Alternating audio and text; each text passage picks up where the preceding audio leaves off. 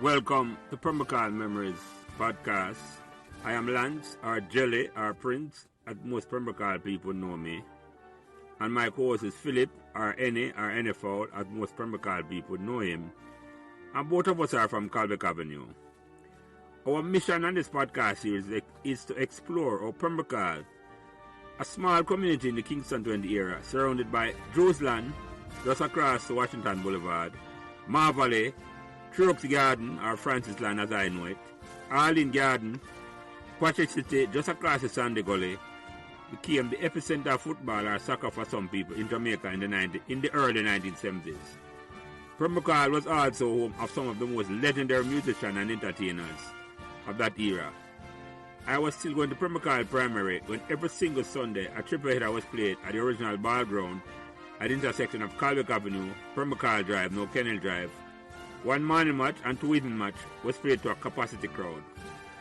These teams, Patosi Rovers, Carawina, Asphalt, Covey, El Furto, and Dreads, was joined by Marvel UNDN to play in the Permacal Corner League football tournament.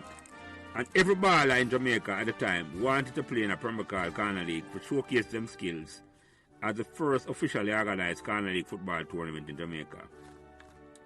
In this conversation, we hope to capture the memories of players, supporters, and any members of the Permacal community, male or female, who want to come and share their stories. Your feedback and support will be greatly appreciated on whatever social media platform you might be listening, and thanks in advance. So remember to like, share, and subscribe these Permacal Members podcasts so neither you nor your friends will miss another memorable conversation. Thank you. Go. Today is Wednesday, June 14, 2023, and welcome back to another conversation about Permacal Memories.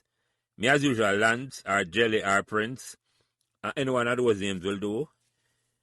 Joining us later tonight for this conversation is my original co-host Philip, or N.A. or NFL, because the work duties are killing him. And we know each other from either when you're from Calbeck Avenue. Also joining us tonight is a man who have given me tremendous support and feedback from episode number 3. Where was our special guest, and you must go back and listen to Andre Taylor Danville, Permacal Memories conversation.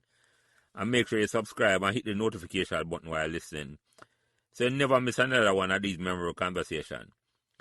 Also joining us tonight for this conversation is a man who reached out to me from very early in this conversation and has done a whole heap of heavy lifting behind the scenes to improve our Permacal Memories product. And you must go back and listen to Rudolph Thumper at Tony Kamiga conversation, episode number 15. And of course, subscribe, notify, and share while you listen to Permacal Memories. Also joining us for the special broadcast tonight is a man, I'm going to call him name, Martin Razor Crotches Brown. And when I have to say no more about that, that conversation start. Because that will explain that the conversation will come out. Anyway, our guest tonight will need a proper introduction, you know. Because although it's a rich tradition of being a sea pilot following the legendary Pilot Francis from Francis Land, and anybody who don't know Pilot Francis never live at Permacal.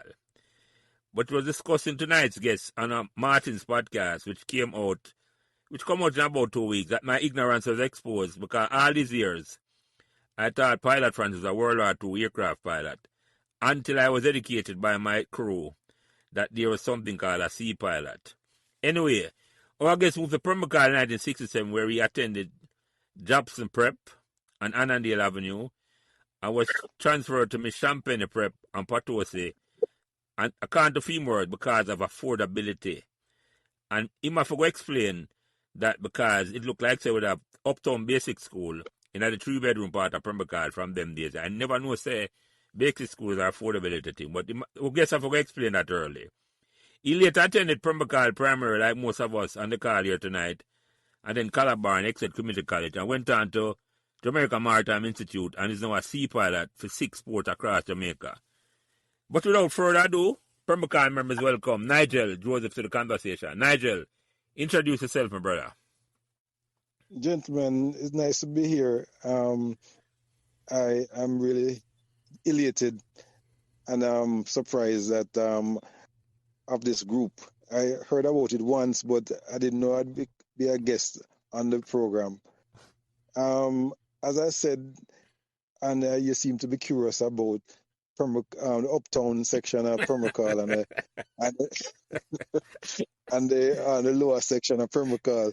But yes, when I came to Kingston, I was born in Montego Bay, and my mother took me to town to live with my aunt. And the first school I attended was Jobson Prep on Annandale. But my mother couldn't continue there. She must have spent about 1 or 2 terms there, and she couldn't continue paying the school fee there. So she transferred me to Champagne and Potosi. To downtown. To downtown. I never know that. What I like it, we'll get to that. But someone introduce themselves first because I'm curious about that story there. Andre, introduce yourself, my brother. Yeah, man. Greetings. The Pembrokeshire faithful. Andre Taylor Danville here, and I'm a Pembrokeshire from late 1961 when I was less than a year old when my family moved to the community. And I lived there until migrating to the US after high school. And tonight's guest is my little brother, because he's one of the people, is the only person that has the distinction of having lived on both sides of me. Because when he came to Pembrokeshire in 67 to live with his aunt, she lived at number 23 Pantry Pant when I lived at 25. And a few years later, she had gotten married to Mr. Hilton, who lived at 27. So they moved from 23 over to 27 on the other side of me. So this is my brother from Ida Winnie. So welcome, Nigel. Welcome. Excited about tonight's conversation, my brother. Yeah, my respect. And Tompa, introduce yourself back, my brother. Yes, Rudolph Tompa Kamika. Most people either know me as Tompa or Tony. Back in the days in Pembrokeshire. Moved to Pembrokeshire in the late 60s. Lived at 58 Aqualita Vale Avenue. And migrated to the United States in 1978. Nigel, welcome, my brother.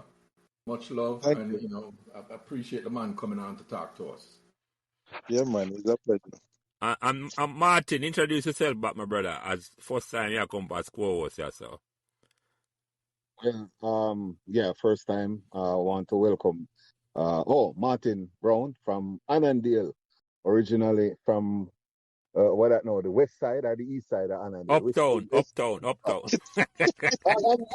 Bridges. I'm uptown. I don't like how you classify this thing. I think that we're Pembrokeshire west side. West side, Martin. Sorry, west side. Yeah, we come from the west side, and y'all come from the east side. Yes, I come from one Annandale.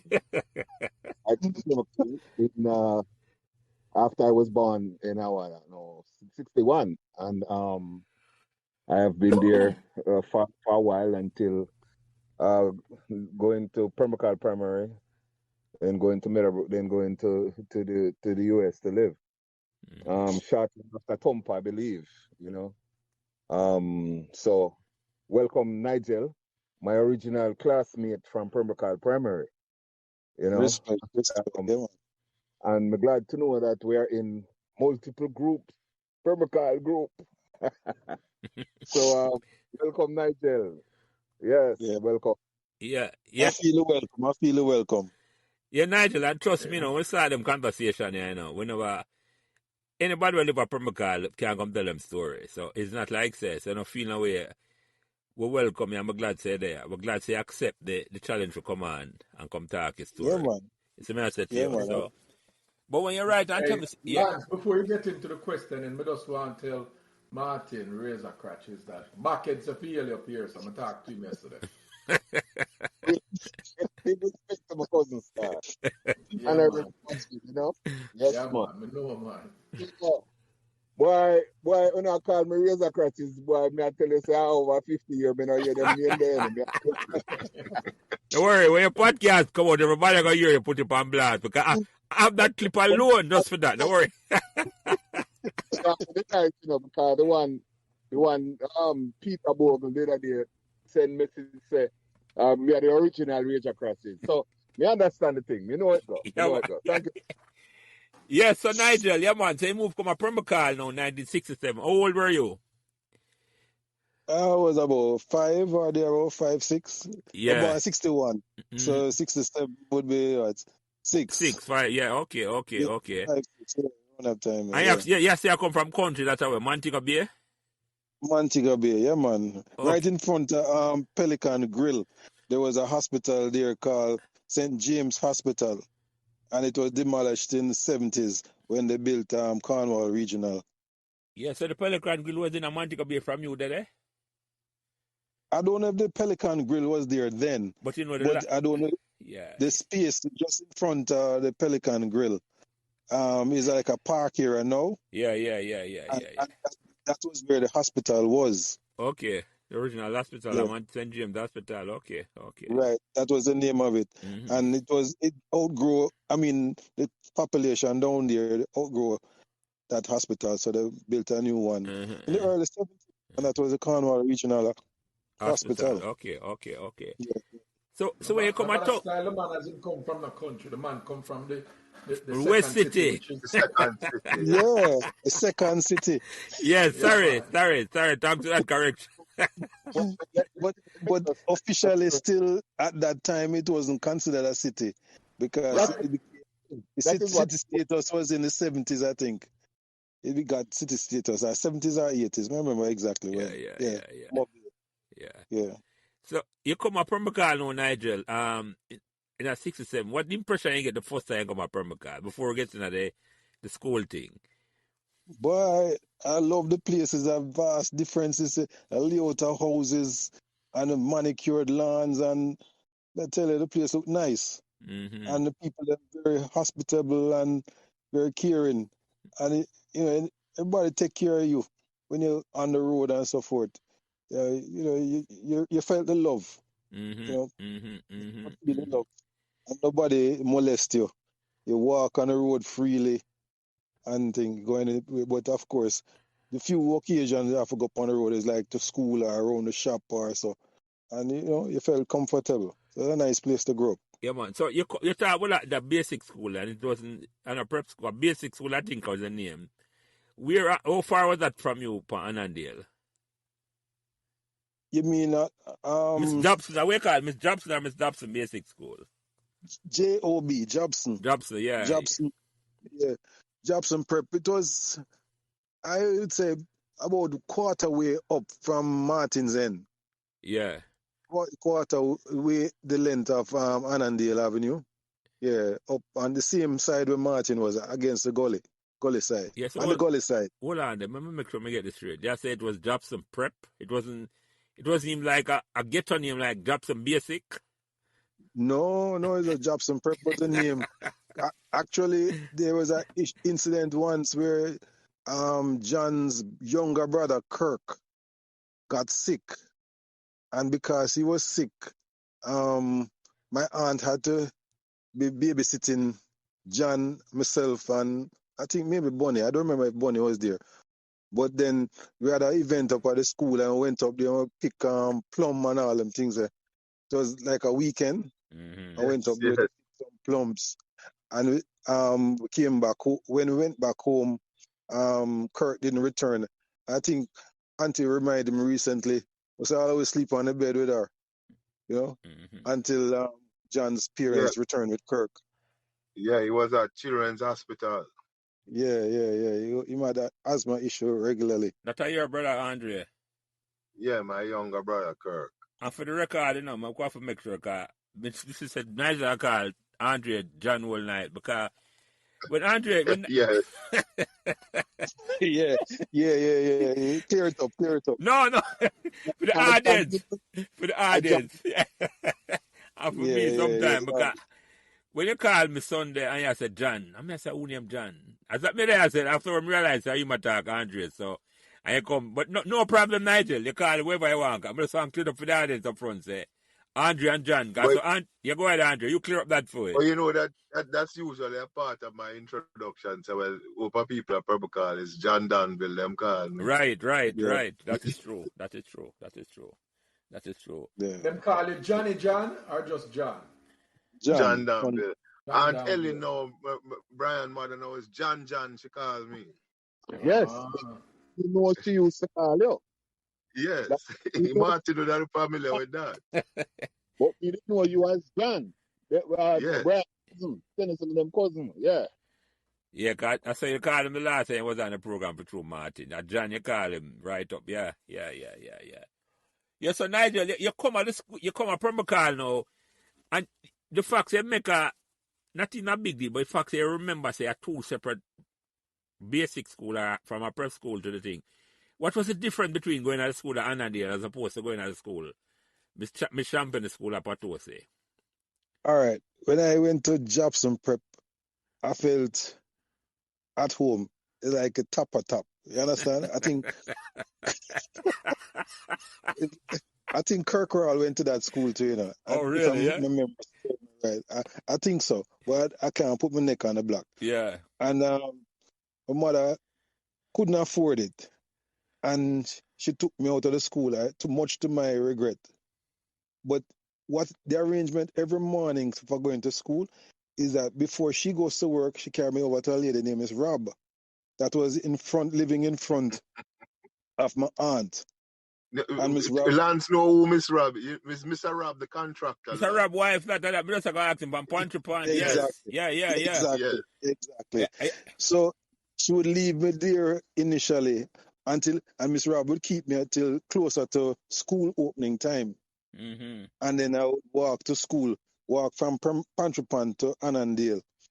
But when she took me out of school, I didn't want to go to Champagne. I went around there and I see the place.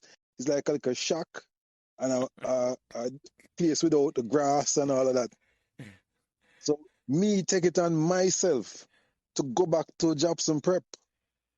And for 1 week, I attended Jobson Prep. And Miss Jobson kept asking me, I thought your mother said you weren't coming back. I said, I don't know.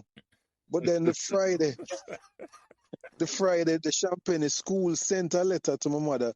And before I left Miss Rob the morning, the person who came with it gave it to her. So now I get nervous. But I still went to Jobson Prep. And then in the evening, Miss Rob gave me the letter to take home. And when I take it home, my mother read it and said, you don't go to school. Whop. I march with me girl to Champagne's. And the Champagne, them say they thought something was wrong, and that's why they write the letter. And I said I didn't like it around there. She said just hold out because I think by the September I could start the primary school. So she said just hang on there because she can't afford me to send me to Jobson Prep. So that's how I end up at Champagne.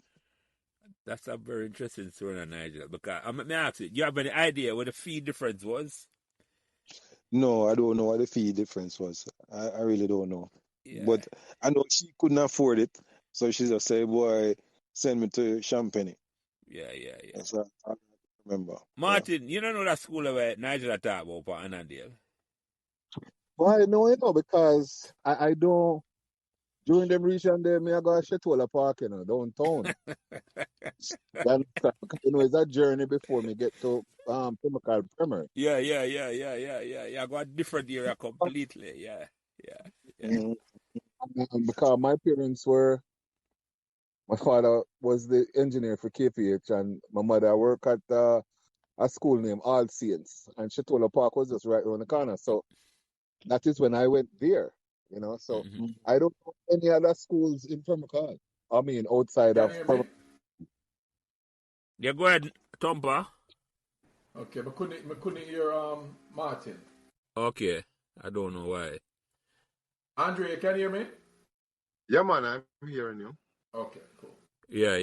But I think Nigel mentioned that Kirkroy may have gone to Jobson, and it so happens that since selling my home 2 weeks ago, my wife and I, we are now staying with Kirkroy because he's my wife's first cousin, and he was here this evening, and I was telling him that Nigel was coming up on the podcast, and I said, by the way, when we can count on you and Gary, and him convinced that him don't have anything to say. And I said, listen, man, you want to start by listening to some of the podcasts and hear some of the people who had nothing to say and talk for 2 and 3 hours.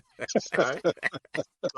So maybe after this podcast, we can get Nigel, who was a track teammate of Kirk at Calabar, to kind of give him the nudge, so to get him to come on as one of the legendary children of Sergeant Rahl and Deputy Inspector and Assistant Commissioner Rahl, right? Yeah. Come on and bless the program. I want to tell you, say, Yeah, go ahead, Martin. Yeah. There's a legend that Kirk father arrested my father one time, you know. But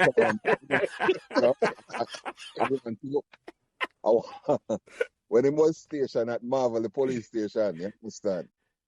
And there's a legend that is going on that my old man tell me about that from a long time. But I don't know if he was joking or not. But because my old man named John Brown. And Kirk father pull him over and I ask him question. I'm say, what your name? I'm say, John Brown. I'm say, oh, you're a joker. I'm say, oh, you're a joker. Well, you got a station.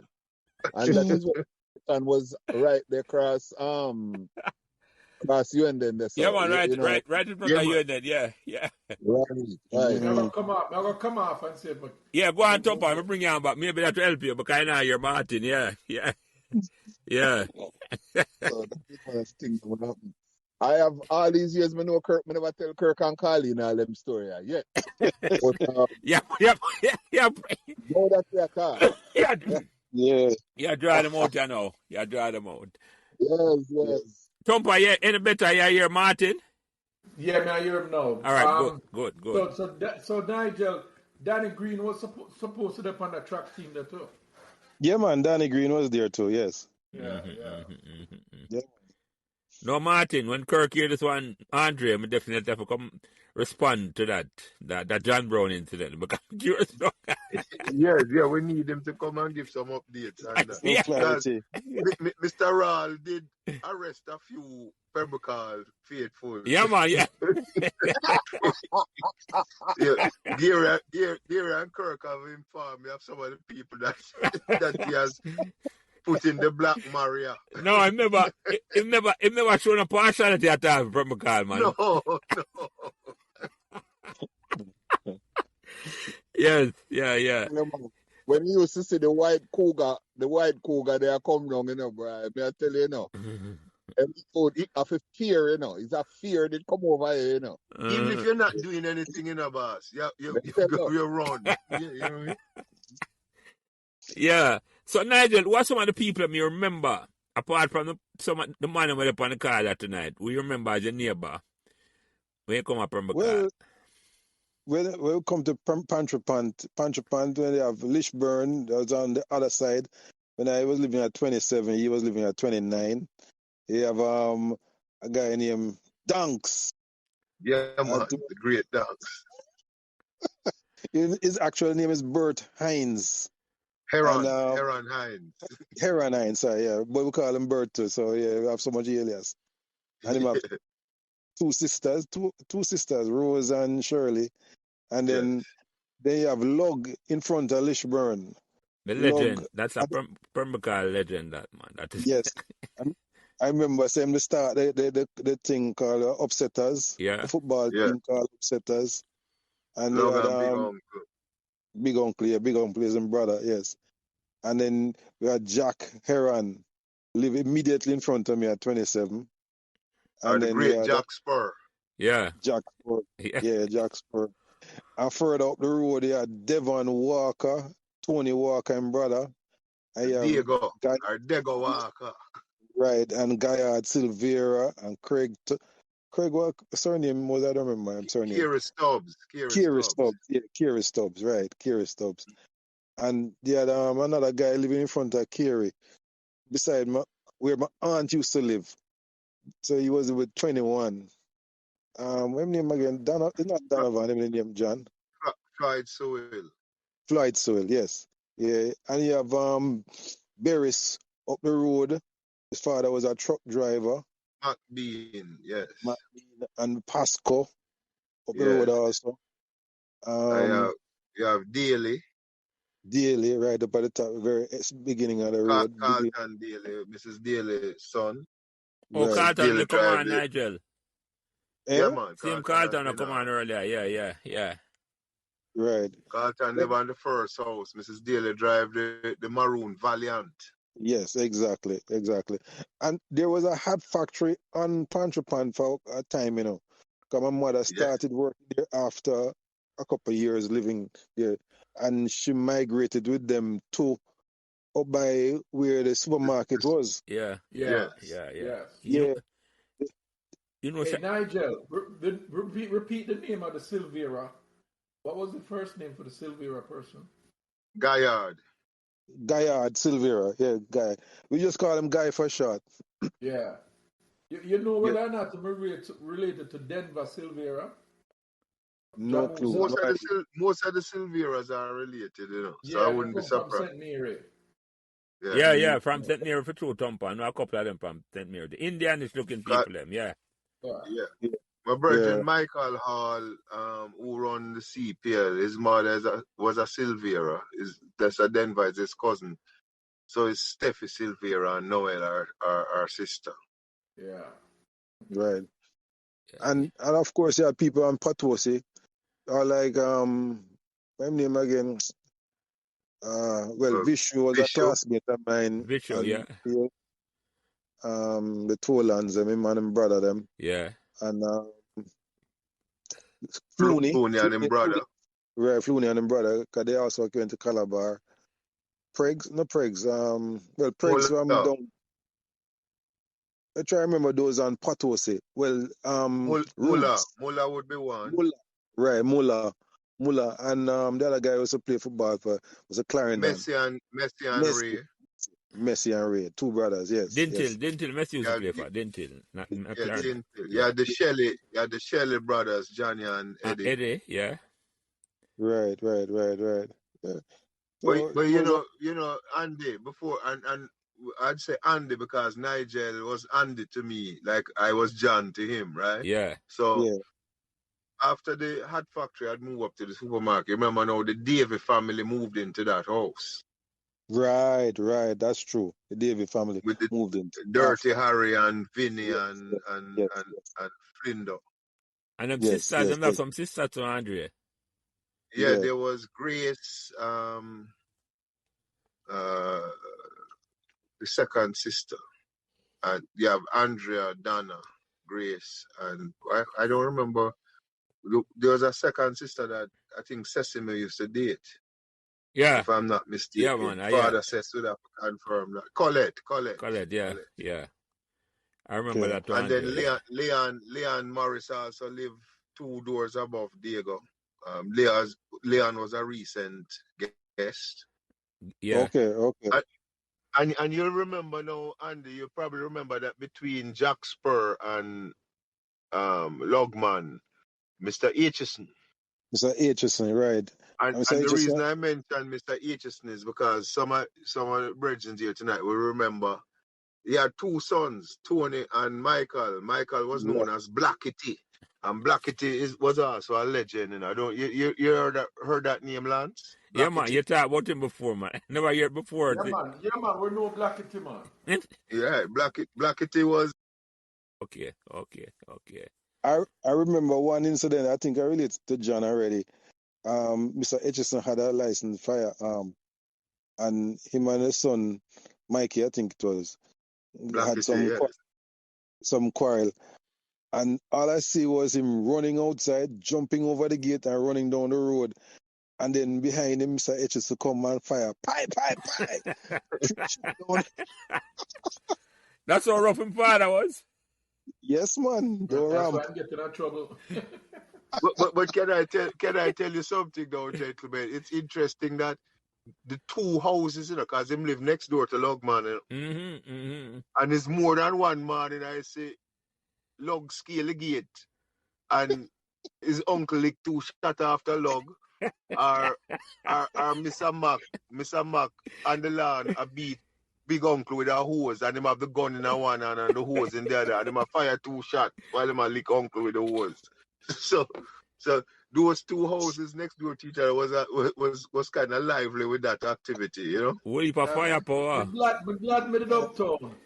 Not out of the war zone. Give me that Gaza. Give me that Gaza.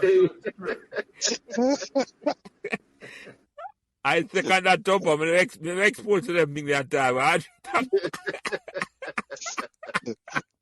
I can share another thing with Lug's house. Election 1980, right?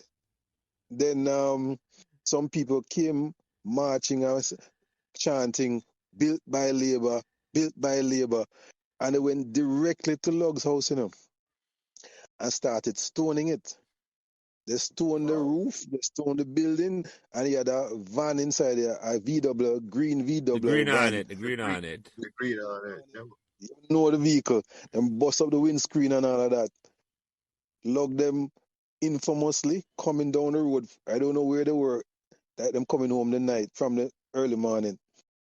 And it's fire, them a fire shot at the crowd, and the crowd dispersed. And the soldiers were over the high school or secondary school at the time. Yeah, them got camp out over the high school at the time, yeah. Right. Hear the fire and come busting over my fence and other people on my side, because we were on the opposite side to them. And I said, where the boy them there? And apparently them hide the gun, whatever they had. And after them hide it, them come out and be innocent and telling the soldiers, say, look what them do to them vehicle and the house and people them was, yeah, innocent. Oh boy. Yeah. Oh. So that is some drama on the avenue. Yeah, that is some drama. Yeah, man. Yeah. What for Gilog him do, man? Him never defend Permacal away. Me say that over and over. Say, trust me, I didn't think say if it wasn't here, Permacal I get overrun a certain way. Yeah. Let them go out at night time and go defend it and come back. Right. Because I can imagine if the man him come and mash up in vehicle and him going to defend and the man him have to run. But I remember when the soul, that time the Andre safely there foreign, 1980. Yeah, man, I was here. I 77 I migrated. You safely out of the firepower at the same time. Yeah, but I remember so them used to walk come up Calvert Avenue, man. And just kind of road them dark up a Calvert, there was no light. So yeah. Yeah. So Nigel, when you come up from Permacal now, you remember go watching the Corner League match? Yeah, man, enough. I mean, I'll try out for Sally Miller team too. I never make it. Oh, really? Invite John. But John. You invite me, you know. And John come get game over me. John a star boy, man. I saw it go. We try still though. We try out for the team. Sally Miller side. Yeah, sure. Leeds United. Yeah, Sally, a legend that him won in him own right, man. Because when though at a young age, yeah. Yeah, man. So were you aware, Nigel, that Permacal had one minor league? Minor league? Yeah. Yes. You were aware at the time it happened or after, because I never aware right, you know. After. Okay. Long afterward, me years, so we win minor league. So yeah. So you remember, which are the first football match you remember go watch at Permacal? Well, I was impressed with when the team them have to put on them gear and, like parade ahead of them, like say, at the beginning of the competition. Yeah. And the some uniform parade or something like that. And every team come out in them gear, full gear. That kind of impressed me as a little youth, you know? Yeah. And watch a couple of the matches them. I can't say exactly which ones right now, but I watch a few of them at the time. Yeah. So which player stand out to you? You remember? Which player from Permacal you remember good that stand out and that's right, that talent they're good? Well, of course, the legendary Myers. Maya? Yeah. Maya name? Donovan Magnus. Maya. Yeah. Excellent dribbler. Well, Diego could have played too, Diego was from Yep. Pontrypant. Yeah, man. Yeah, man. Yeah. Yeah, Diego man. was talented. That Yeah, talented man.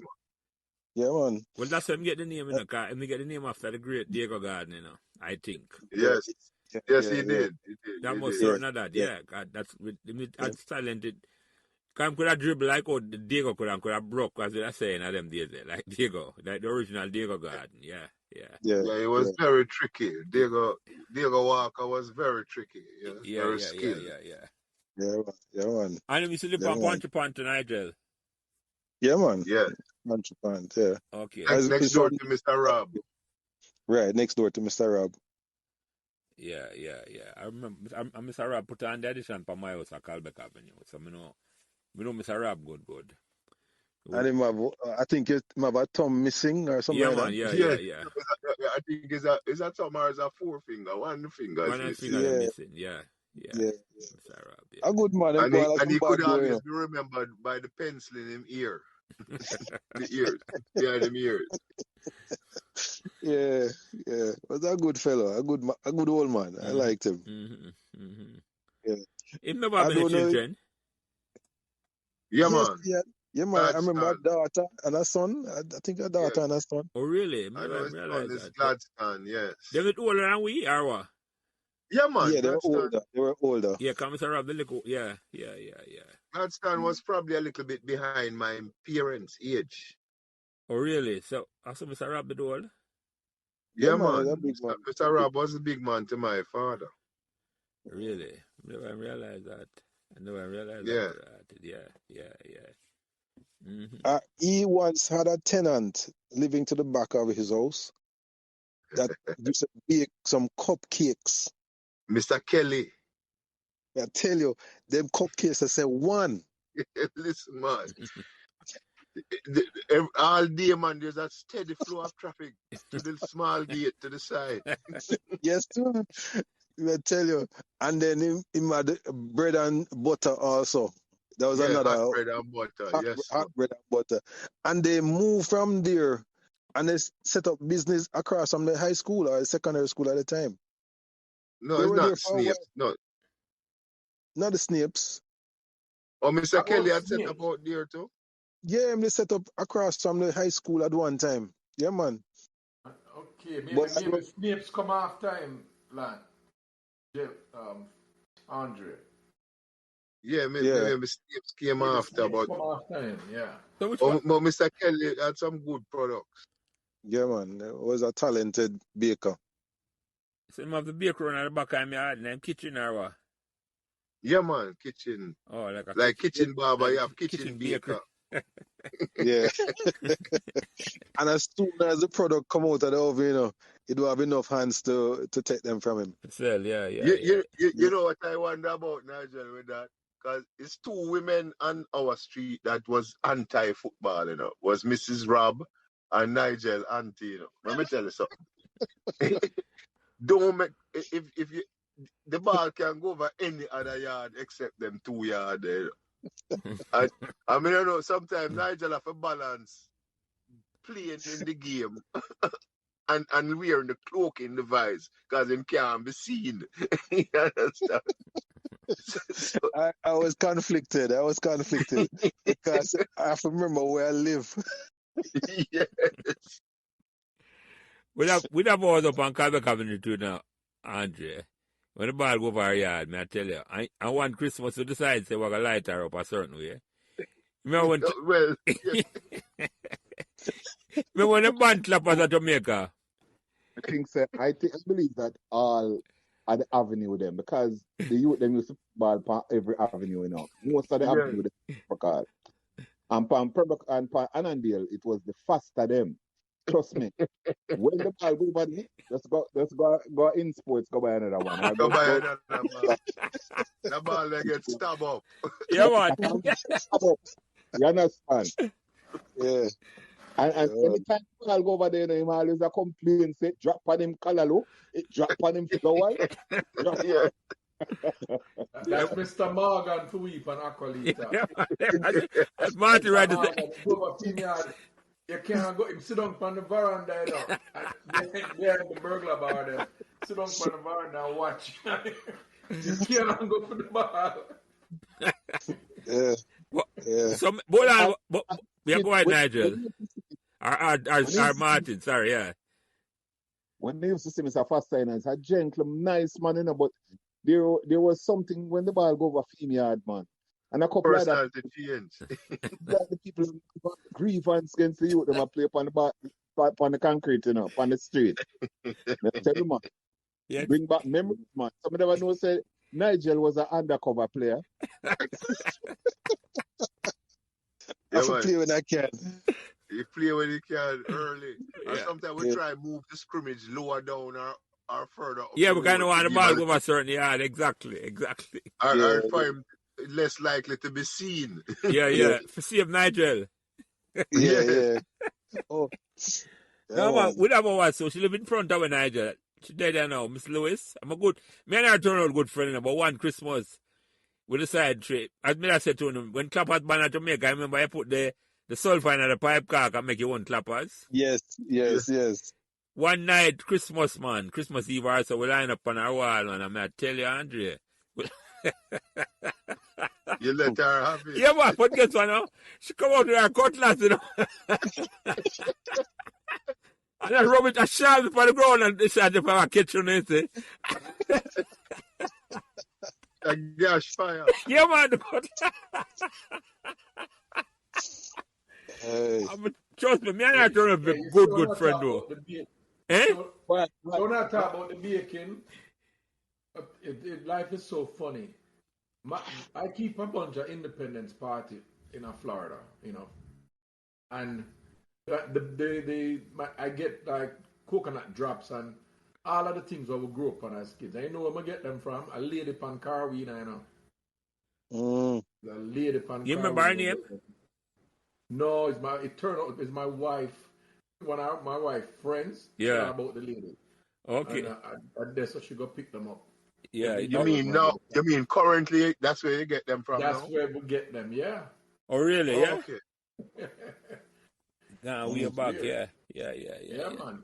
Coincidentally, Yeah. Yeah. So, but by the way, Nigel, how long you live at Permacal? Because when I attack, you remember saying me have the minibus and all them way there. I mean, I say, and I just said, maybe if I see your face, I remember you, but I just, how long you live? When you leave Permacal, put the question another way. When you leave Permacal? I left Pembrokeshire 1985.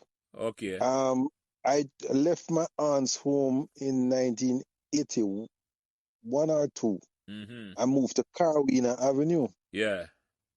Yeah.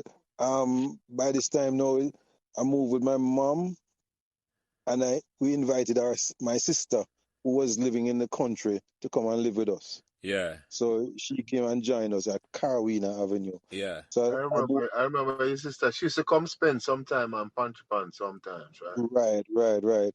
So she grew up with her father, not my father, her father, in St. James, in Montego Bay. Montego Bay, yeah. But right. And then she came and joined us at Carwina. And I moved from Carwina in 85 to go to Old Harbour, Yeah. Marley Mount to be exact. That's where I went to live. So we get a little space down there, a lot. And actually, my mother got an NHT benefit and didn't know where to put the benefit. I built on own land. Yeah. And my sister was instrumental in finding that lot in Marley Mount, an empty lot. And we constructed a 2-bedroom down there. And that's where we're living. Okay. And so I moved from Permacal to Marley Mount. Yeah, but now I just mentioned that night. Let me ask you a question because you're in a unique position where you live at 3 separate places at Permacal. No, two. Well, No, that Marley Mount was Ola. no, I know, but It's so, all they never live at Annandale. They just went to school by Annandale. Yeah, I walk from Pontrypan to I Annandale. got you. All right, so let me ask you a question. But hold on, you might be right still in the lands because it's 2 places from Pantrapan him live. 23 and 27 and then Carolina. So you technically are correct. Yeah. Well, all right, let me ask you a question away then. You live at 2 separate streets at Permacal, right? Carolina and Pontrypan. What was the difference like in terms of living at 2 separate places? What the vibe was like compared to 2 streets then? Well, I had more. I feel more. Where should I say?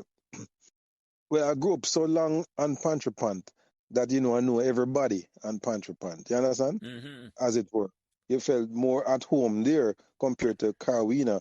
But still, when going to Carolina, I didn't have no issues around there. Still deal, but it's just that I was now a working person, Oh, you were a big man them and time. I left school and all them. Yeah. start work. I was working at Jam Intel at that time. So because of working, I didn't get to interact much on Carolina Avenue Yeah, with the okay. person there. Yeah, yeah. Hey, Nigel, But did you work with Rosie Lala and Kenton Brown? yeah, man, yeah, man. Yeah, Rosie, yeah, man. Everybody like Rosie. And Rosie was my teenage sweetheart. Hold on. and then me leave. She used to live in Queensbury. And the way Yeah. Kenton now, me and Kenton used to go to school together. And Kenton married okay. to Rosie. Yeah.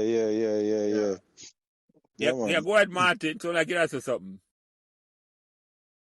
So Martin, you used to spar with the Queensberry crew to Martin? Well, not really, because the Queensbury crew, the only thing we used to do is at the bottom of Queensbury, they have one tennis court, and we used to go play like scrimmage. But at top Annandale, man, they used to do that. They did that bottom Annandale. Yeah. Okay. Yeah, so Okay. me and Adir were the primary ones that backhead that would have played ball over Queensbury. Them used to have a little shed there too, where them show reel to reel movies. I didn't know that. You mean right near the gully there? Yeah, before them knock it down after a while, but it was like a clubhouse, for the community. I didn't know that. Okay. And we used to watch movie in there, And then they knock Okay. it down. Same No, place Martin, I was wondering if you didn't know Bimbo, because How you mean, man? How you mean going off to do Bimbo, man? so Bimbo and I graduated from Excelsior together, So Thump and I always talk about him. Oh, really? And his sister Nicole, and they were both in the same year. Yeah, Yeah, I man. saw Bimbo the other day, Martin. In April, I'm go down for champs. Really? You see him down there, man. I hang out at Mullines Road before you come into Permagal. Okay. Yeah. And Bimbo have a birth certificate name, want to remember? Emilio Rodriguez. Oh, that's same Bimbo there? Yeah. They're not even the original Bimbo virgin. I never saw Bimbo Rodriguez in that. No, Hold on. No, Lance, wait. It's not the jockey here. Oh, okay. That one. Okay. Him just have the same name. Not the jockey from Track. No, but it's because he have the same name. We call him Bimbo. I got you. Okay. I'm glad I cleared that up here, sir, because I say, Thank you. Okay, I didn't know. Hold on a second. I didn't know Bimbo the jockey. I mean, remember that there was a Bimbo in Pembroke also. You understand? Queensberry. So that's the way you don't know him from. I know Bimbo, the jockey, Emilio Rodriguez. Yeah. And the man you find them on the name, Fana. Yeah. Fana Griffiths. you Winston Griffiths. And George Osang. Yeah. And the one that used to live on Pembroke now, Uncle Johnson. Yes, you talk about it, Martin. And then in Three Oaks we had Scorcher, David Mackenzie. That's a duck brother, yeah. That talent come from that area, man. Yeah. I want to understand what really are going in that area, Yeah, Yeah, go ahead, Nigel. No, the saying is a proliferation of talent, Yeah, man. From all walks of life, music, football, research, everything. Yeah. Music, yeah. Because it's like a lot of it looked like when the community was built, is people who were, progressive people moved into the area. And Definitely. That is a reflection of it, Yeah. And gentlemen, I don't mean to bring a dubious distinction, but you have to remember the great Bendy Law also. You understand? From hearing. I don't ask. But listen, Oh, yeah, Nigel, and that, you know. you're right, you know. But listen, we mentioned some of our own, you know, because Logman probably outranks a Bendilo, you know. I Yeah. mean, you know, if you're talking dubious. No, but guess what now, You know. no? Guess what now, Matt, Andrew? Look, man, about terrorizing our way, you know. No. Right. No. Right. No. Right. Yeah. Well, so we had our nemesis from outside of So it look Pembroke like that Nigel never know Bendelo at all. Him never have no meet up with Bendelo at all. For some reason, him never. No. If we call the name and him don't know the name Martin, you know, so him don't know Bendelo. Trust me. yes, to many Bendelo was an urban legend, Yeah. but we know he was real, right? Bendelo like the 3-wheel car for patrol night. It's like the three-wheel Yeah. car.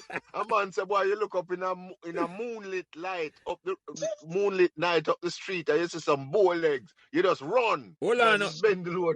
But remember, Orient come talk about him, you know. Orient Magic start what Bendelo, you know. Yes. Orient. So you didn't know Arvin from Pembroke Primary, Nigel? I vaguely remember him from Pembroke Primary because he was one grade Below you. below, right? Okay. But we met up.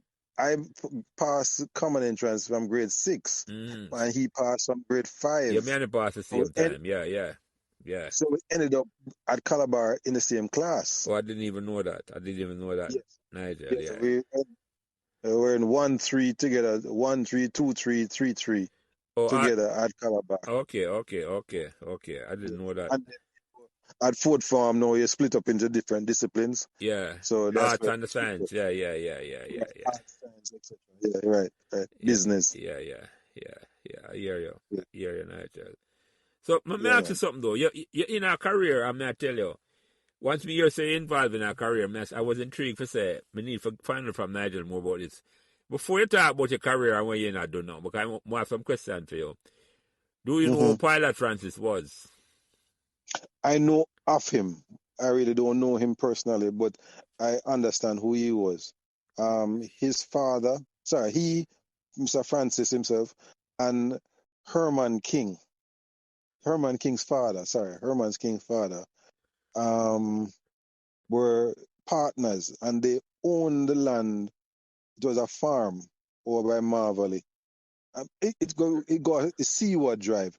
From Seaward Drive back to the Three Oaks included, right? Yeah. Was their property, right? That's why Seaward Drive is called Seaward Drive, because it's named after Seaward King. Seaward King. You ever heard Iris King, Mayor Iris King? Yeah. Right. His wife, daughter. I'm trying to figure out who. Daughter, I believe. She live on what? Anglesey? Yeah, I don't know such a name because they said the truth in it going on Anglesey. It was man. Rather Briscoe talk about that, yeah. It was what him call him? What name? What the king went him saying? Our son. Yeah, our son. Herman King, yeah. Herman. He did up a house arrest. Yeah. He was also a pilot. Who that? The son? Oh, the son, Herman King, yes. Oh, I never know that, yeah? Yes. Yeah. Because when I started training, he was still a pilot. Oh, yeah? I started in 2003, and I think he must have finished, he retired, it must have about 2004 or 5. I remember exactly when now. But yeah. So he was still a pilot. But his father was Seaward King, right? They owned it along with Francis. And I spoke to him, and he mentioned, said that when the government wanted to build the boulevard, they sold the government that piece of land to construct the boulevard. And then afterwards, there was a storm, 51 storm, I think it was. Mm-hmm. And a lot of people got displaced, the homes got damaged, etc. And they gave another piece of land to establish Marvally. Right? So that's how Boulevard got used up and Marvally. And then they left that piece for later. I'm not sure how they end up disposing of it, but it's Three Oaks got built, etc. afterwards. Boy, I give a whole heap of history on Nigel. When you spoke to him, Nigel? I spoke to him maybe 2019 or thereabout. Recently, He died. okay. Yeah. And he was giving me a little of his history. He was a hospital. His son is a pilot now, right? Yeah. Which is Jomo King, right? His son. Where's that? He's Jomo currently King? a pilot. Jomo, Jomo. Yeah, and this is what King or Francis? King. King. Yeah. He's currently a pilot. Yeah. So I heard his father was sick, which is Herman King. And it was about you. I went up there 22 and go visit him, out of respect and all of that. Mm-hmm. And that's when he was telling me of a little of his history. So I'm saying that at the farm, they would milk the cows early morning, and people would come for the milk and distribute it throughout the city. So part of his chore was to milk cow early morning and I'm thinking that. That was Seward King a pilot as well, Nigel? Yes, Seward was it's Seward, Herman, and Jomo, 3 generations of pilots. Exactly. Wow. Okay. Yeah. and pilot, just to the record, they're not talking about sea pilot, same way. Sea pilot, all of us, yes. Yeah. So the pilot Francis, I mean, no. Were you aware of his or before that, were you aware that the Kings them used to live at Pembroke, Nigel? Yes. Well, not when they were living, after. Okay. Right. Because Joe and I are good friends. And he told me that he used to live at what's it, Aqualita Vale, the first avenue on your left when you come Anglesey. Anglesey. Yeah. Right. And he used to live there and he used to go to school, was a White Mall. And then he migrated after primary school to the States. Or migrated early, yeah. Never attended high school in Jamaica. Mm-hmm. But what happened is that when the opportunity came, because before in the past, is like as an apprentice, you get articled to a pilot. Yeah. So his fathers or relatives would bring in persons or bring in relatives to become trainees or pilot trainees. So the father saw opportunity for him to come back. He was studying computer science. I think he was a programmer at university. And then father said, no, you come back here. You can become a pilot. And he actually came and joined me at maritime school in my class. So that's the first time I got to know him. And in talking to him, then he told me that he used to live in Pembroke. Yeah, very interesting, Nigel. Some rich history. I give away, I say, no, I never know at all. Because I say, the whole of the land from Seward Drive now, and this look like from before the gully washed down and washed for Seward Drive gully. Yes. Yeah, that's what I mean. Yes. Long, so from Seward Drive all the way up to Arlene Garden and Mullines Road, right? So they own the whole of the land there. Exactly. It was a farm, yes. Yeah. I weird it was a farm. It's like a horse farm and all that. Yeah. And cow, as I said, they used to produce milk. Yeah. No, interesting, Nigel. Interesting. Sorry, as I said to you, say, when I hear about Pilot Francis, because I see him. I just see him face. I don't know if anyone ever seen him before. It's like, trust me, and he was involved in the Pan-African thing, and I think he was close to Logto in the 70s, because he was an ardent Pan-African. Go ahead, Andre. No, he was. I'm just agreeing with you. Yeah, man, he was an ardent. Close to love. Yeah, man, right. I mean, I was like, under the impression Nigel said, when I was a Pilot Francis, because the whole of the land over there, so we know it as Francis land. Because we used to go play ball over there. Right? Okay. Behind the Walters them house, we usually play, we carve out a piece called Boys Sound. That time, no house of it over there side. Andre know which part we talk to. Yeah, man. Right? Behind the Nicholson, the Boys Sound, and behind our side, we used to run boat. So, Nigel, how you got involved? Did you know, say you wanted to become a sea pilot? What need for how you got involved in that? Well, I did not bargain or I didn't conceptualize being a mariner or a sea pilot. I wanted to fly plane actually, and I started ground school at Tinston Pen when I was working at Jamintel. And then when them tell me the cost of flight lessons, I couldn't afford it. So I'm just say, call it George. But then there was this guy named Lee Cummings, living in Yeah, Permacal. I Yeah, went man. to Permacal, Calabar. Yeah, man, that man. again, Lee yes. coming. You should go Yes, Calabar. yes. Right. He went to Barry Maritime. Cummins. If Philly Daniel, that does, Barry Cummins, brother. You should go KC, yeah, yeah. We know Yeah, them man. good too, yeah.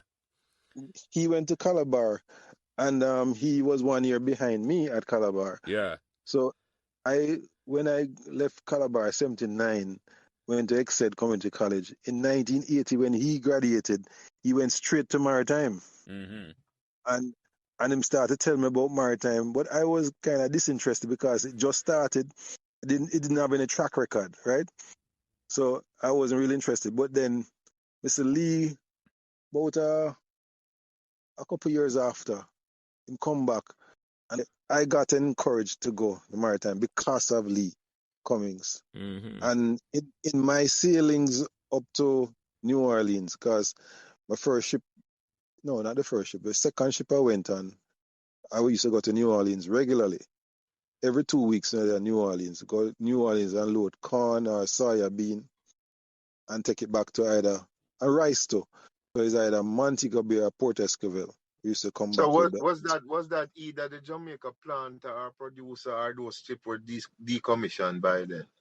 No man, it's not Jamaica. JMM ships were, I think they still had some, but it was none of those ships. Oh, It okay. was, this politician named Robertson from St. Thomas. He represents out of Yeah, St. man. Thomas. Yeah, His man. father named Ishmael Robertson owned 2 ships. The Oh, one named Herminia and the next one named Cora Ann. Herminia is his wife and Cora Ann is his daughter.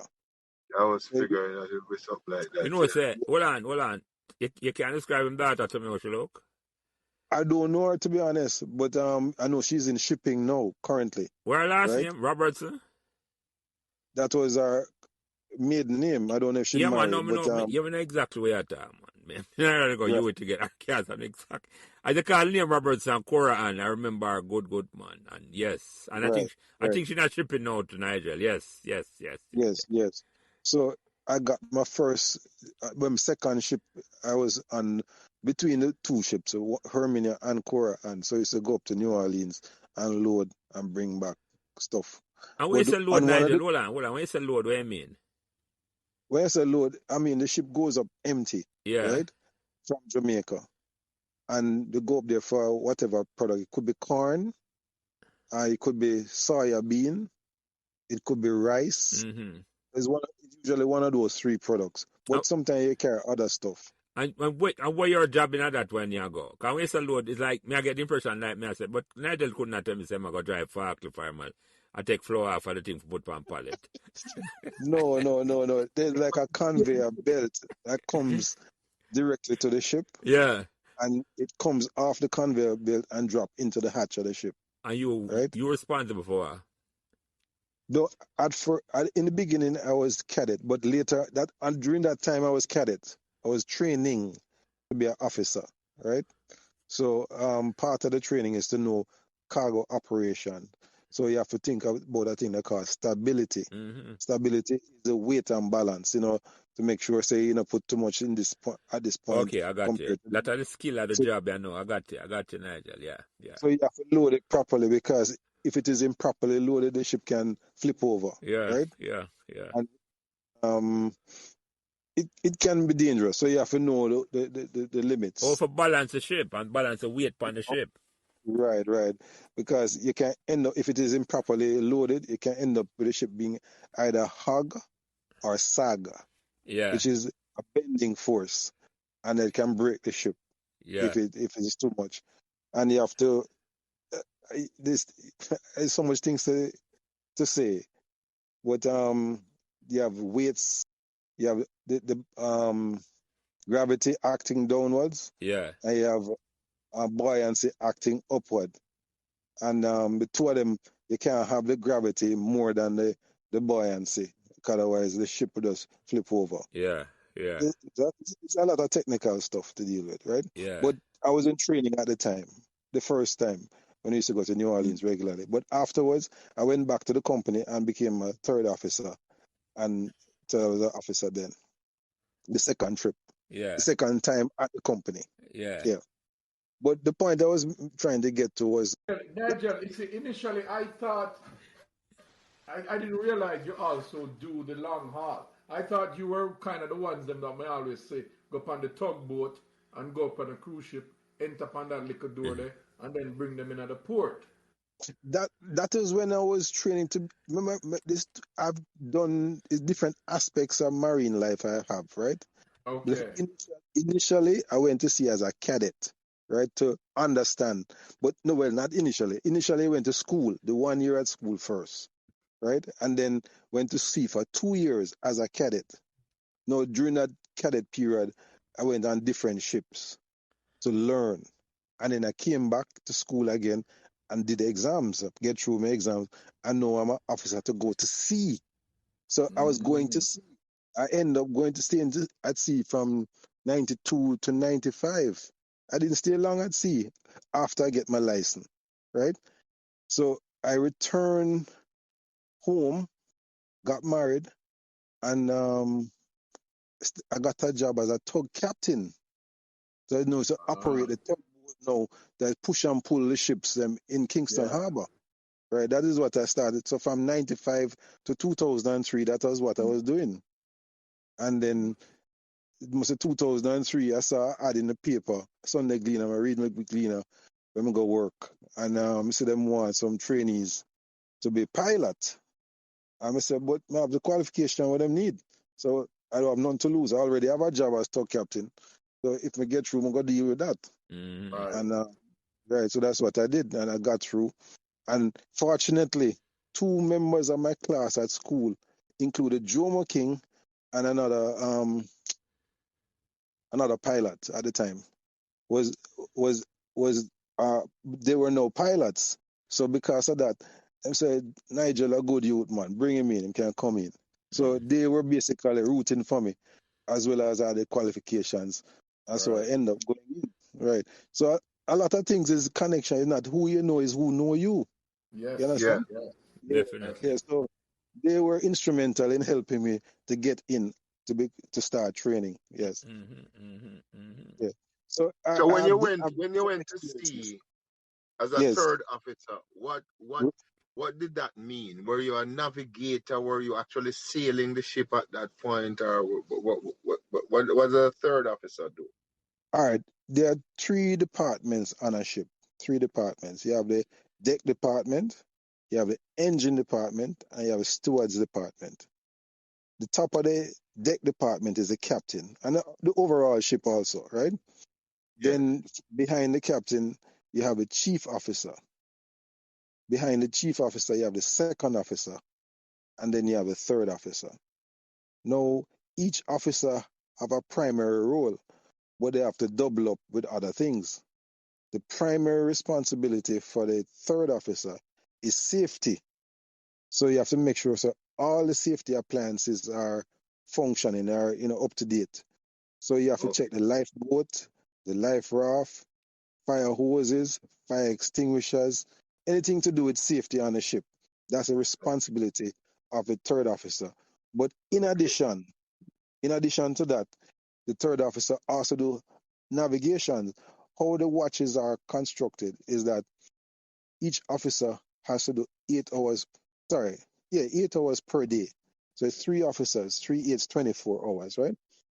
So it's broken down that midnight to 4 o'clock in the morning is we have there now.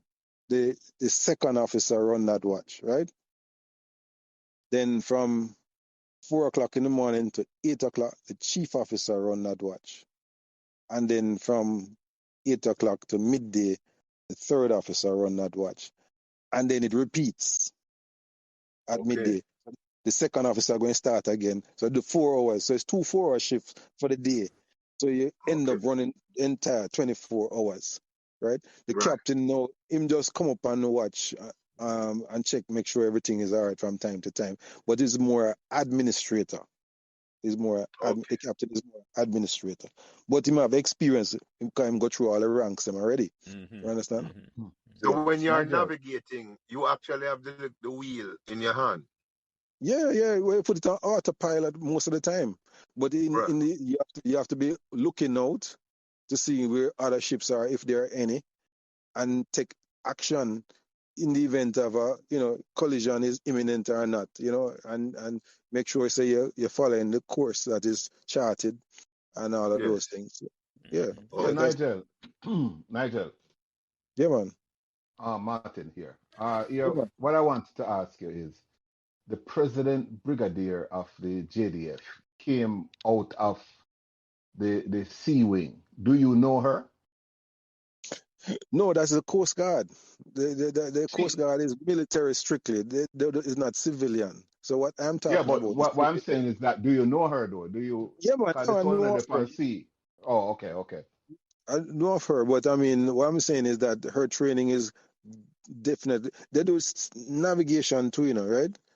But is the military um background and all of that. It's not civilian purpose, you know. Okay. All right. This is more very intriguing to tactical. me, Very intriguing to me. And when I met Nigel, when I got well, not met Nigel, I know Nigel from Permacal Farmer. But when we got reintroduced to Nigel, boy, I'm telling you, we talked to him Mm. for about you remember Nigel? They Yeah, asked yeah, Nigel yeah, be a question, boy. Be a question about how the ship run and all of them things. And yeah, yeah, because yeah. when he said to me that he was a pilot, I automatically, like you, Lance, assumed that he was You're a aircraft pilot. Yeah, you're yeah, lying yeah, pilot. And, Yeah. and and then him tell me that no man, him bringing all of the ships when you're on your watch, I guess your tour, yes, yes. you're bringing those ships. So what I Yeah, wanted man. to ask you though, you're bringing the cruise ships too, or just cargo. Any ship you bring in. All ships, 1-800 bar none. Mm. Oh, okay, Yeah, man. okay, Cruise I and ships, and like that. I like that. and bar. and, and you bring them in, right? You bringing Yeah, them man. in. Yeah, man. Yeah, Is man. it You what? The protocol is you board the pilot boat, you go out and meet the ship. They put down a pilot ladder for you to board. It's Right. like a rope ladder, right? You Yeah. climb on it, get on the ship. From the main deck of the ship, you're escorted to the bridge. Bridge is a nerve center where they do navigation, etc. Right? You get introduced to the captain. Captain tell you is a pilot master exchange where the master is now going to let you know some of the peculiarities of his ship, and mm-hmm. then you know the particular port, so you Right. share some information with him also. You might tell him where exactly you're going to berth the ship. You're going to tell him what assistance you may need. You may need linesmen. Well, more than likely you need linesmen. You're going to need tug assistance and things like that. And maybe you might need another boat to take the line sometimes, depending on where the mooring position for the lines are. So once we have that little exchange, maybe a little minute or so going through that exchange, we find out the draft of the ship, because I need to know where I can take the ship. Because even though you can see on the surface of the water, on top of the water, everything look level, but below the water, everything is not level. So I, as a pilot, know where is deep and where is shallow. Mm. So I can then take the ship where, because if he's drawing, when I say drawing, his draft, or how much of the ship is below water. If he's drawing, say, 10 meters, I can't go over 7 meter depth area Mm-hmm. because I'm going to Yeah. run aground. So Mm-hmm. I know I have to decide where to. But usually, most ships can fit in the channels. I really don't have to come out of the channel per se. But as a pilot, we don't do navigation like when I'm at sea, when you're a captain is at sea. What we do is we use landmarks and we line them up. This is pre-done before we go on the ship. So we rehearse them, as he said, at the work, just by saying, by putting this mark along in tandem with another mark, we clear a certain danger, right? And so we have multiple marks that we use.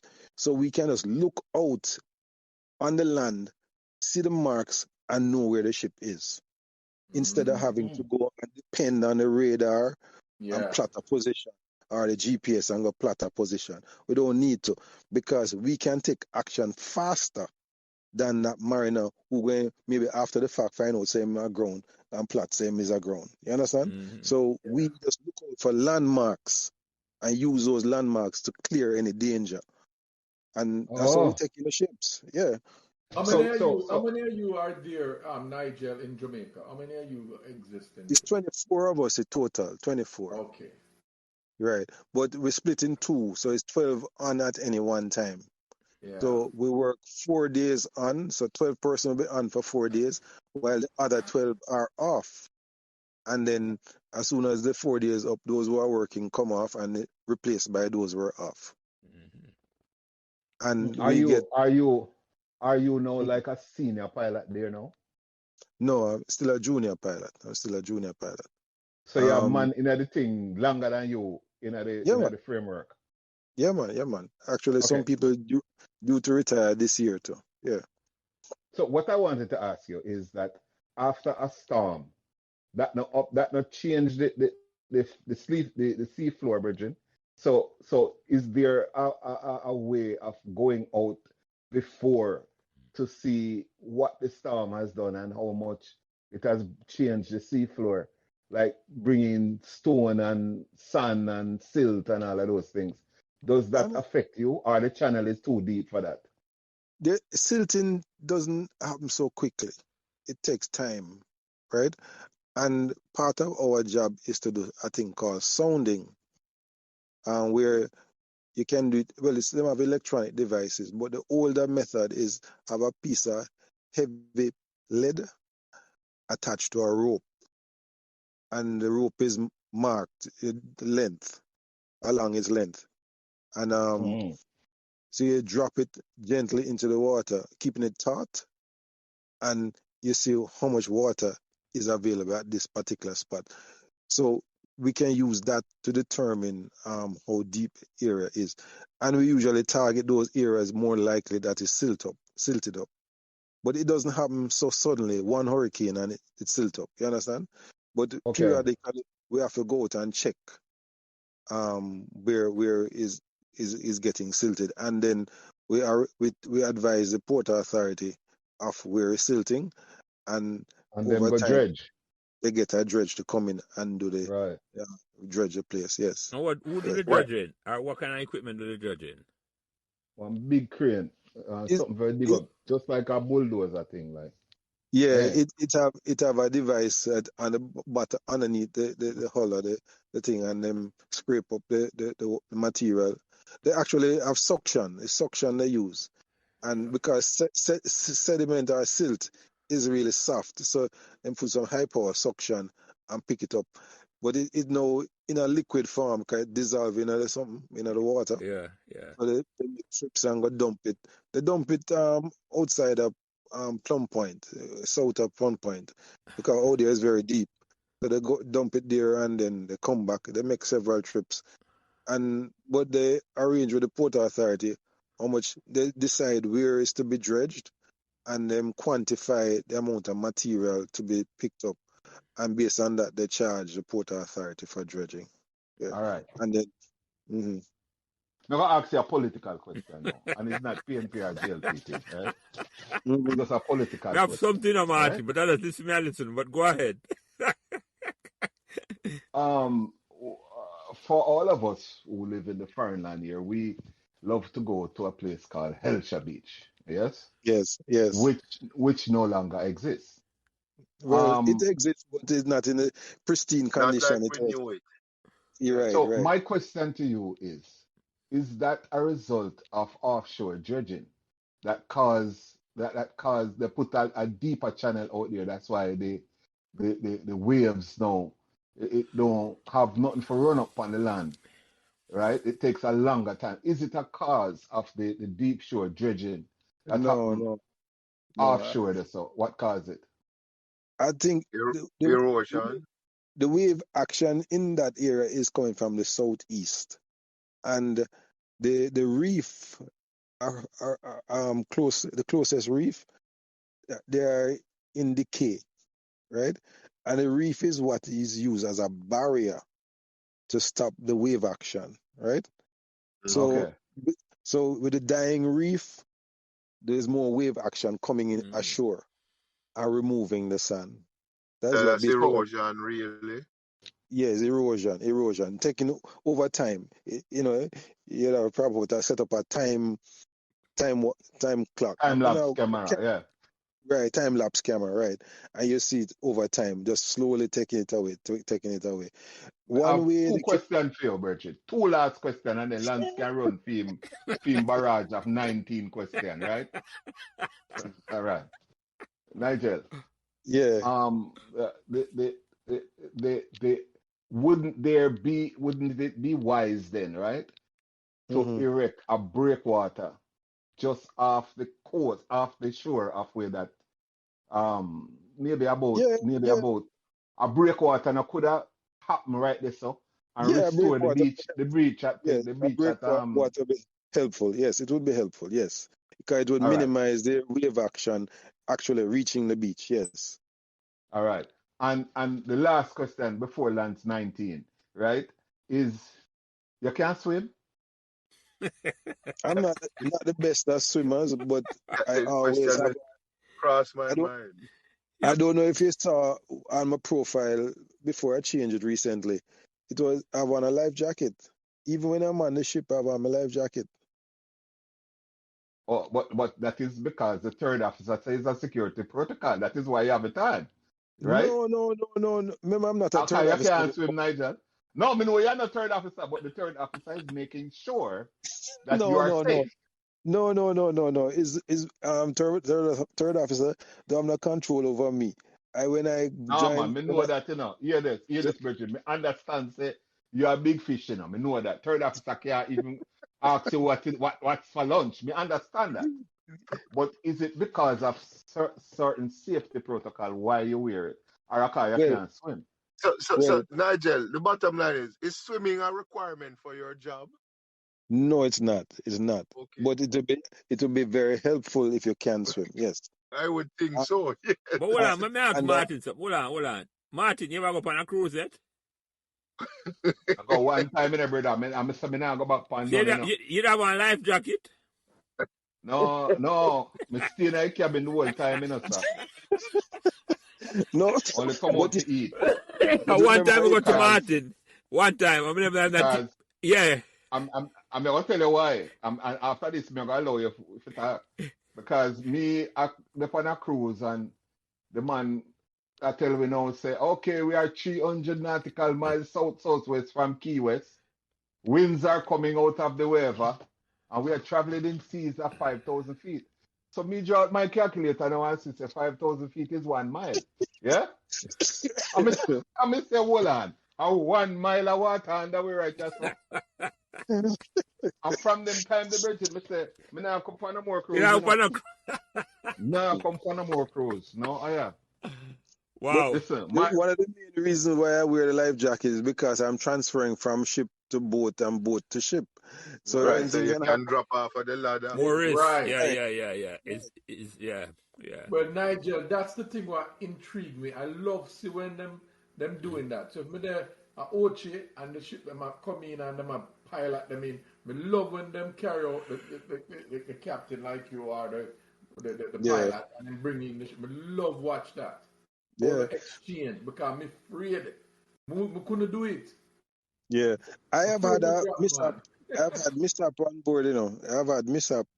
I I was carrying in a bulk cargo, a bulk ship in Ocherous, 2014. And it was evening, just coming down to dusk. Yeah. And board the ship and go up and carrying the ship. But the wind was strong. I didn't have any tugboat to assist. Mm-hmm. So I said, you know what, this is not safe. The wind too strong and I setting down too quickly. So hard port and turn around the ship. I head out back. I said, Captain, You have to come try it another time. Go back out to sea, and next pilot will take you in when it is the more favorable condition. And I didn't change around the pilot ladder from the leeward side. So when we turn around the ship, the pilot ladder is now on the windward side. And I come down, I call the boat to coming off of the ship. Yeah. So I step down to the last rung on the ladder, just above the water, waiting on the boat. And the boat it come exactly to where I was. And I swell, push it against my foot and break it. Mm. Yeah, I broke my right foot, and I had to hold on to the ladder and step on the boat with my left foot and hold on to the boat rail and hop till I get into the boat. And then I asked warm to. I said, my foot is broken. My foot is broken. They will get me to the hospital. Mm-hmm. So I Wow. was out. Yeah. And the first question insurance asked me, were you wearing a life jacket? The first question, if I had answered no, they would deny my claim. Yes. So that is one of the lessons. You encouraged to keep on a life jacket, no matter what. Me have a couple questions, Nigel, as Martin right this. Like, my brain is spinning, I know, because my brain is couldn't talk because I said so much question. You said the 6 ports in Jamaica. Which are the 6 ports you're responsible for? Montego Bay, Ocho Rios, Discovery Bay, Port Kaiser, Port Esquivel, Port and Bight, which include Port Esquivel, and Kingston. Okay, and other pilot responsible for the other ports in Jamaica. No, when I Is say responsible, any of those Falmouth? No, I don't have Falmouth. But what I'm saying is that I'm not the only one, I remember say it's 12 working at any one time. Yeah. So anyone after 12 can do these jobs. Mm-hmm. You understand? Yeah. At any one time. Yeah. So if I have 6, the others have 6 also. No, man, that's not right. That's what I mean. I kind of understand that way you say. Right. And the reason why Andrew asked about Falmouth, I have an interest in Falmouth. So but I was curious if you were part of the Falmouth crew too, but yeah. No, I don't have Falmouth as yet. I go and do it for later this year. I go and do it. Yeah. So hold on, another question I have to ask, You said when night come down, you can't do them thing at night. Yeah, man, we can do them at night. The reason why I bought it that one was because of the weather. It was dark, not the darkness per se, but the wind was strong, and I didn't have no assistance in terms of a tug to hold it up against. Yeah. But earlier I say I require you rely upon visual. So how you see and the place so dark? Well, we still have markers that we can see in the night because the marker, that's where the lighthouse thing come in. Markers like lighthouse are dark. Right. For example, in Ocho Rios, you have the range. Each port have a range. A range is 2 lights in a line. When you have them in line, say you're in safe water. Okay, so I you got you. You have an after range and a forward range. Once you have both of them in line, you go in a particular course. Yeah. And once you follow that course, you'll be safe you'll be traveling in safe water. Yeah.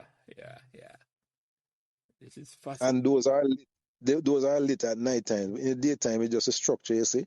But in the night, they are lit, so you can use the lights also.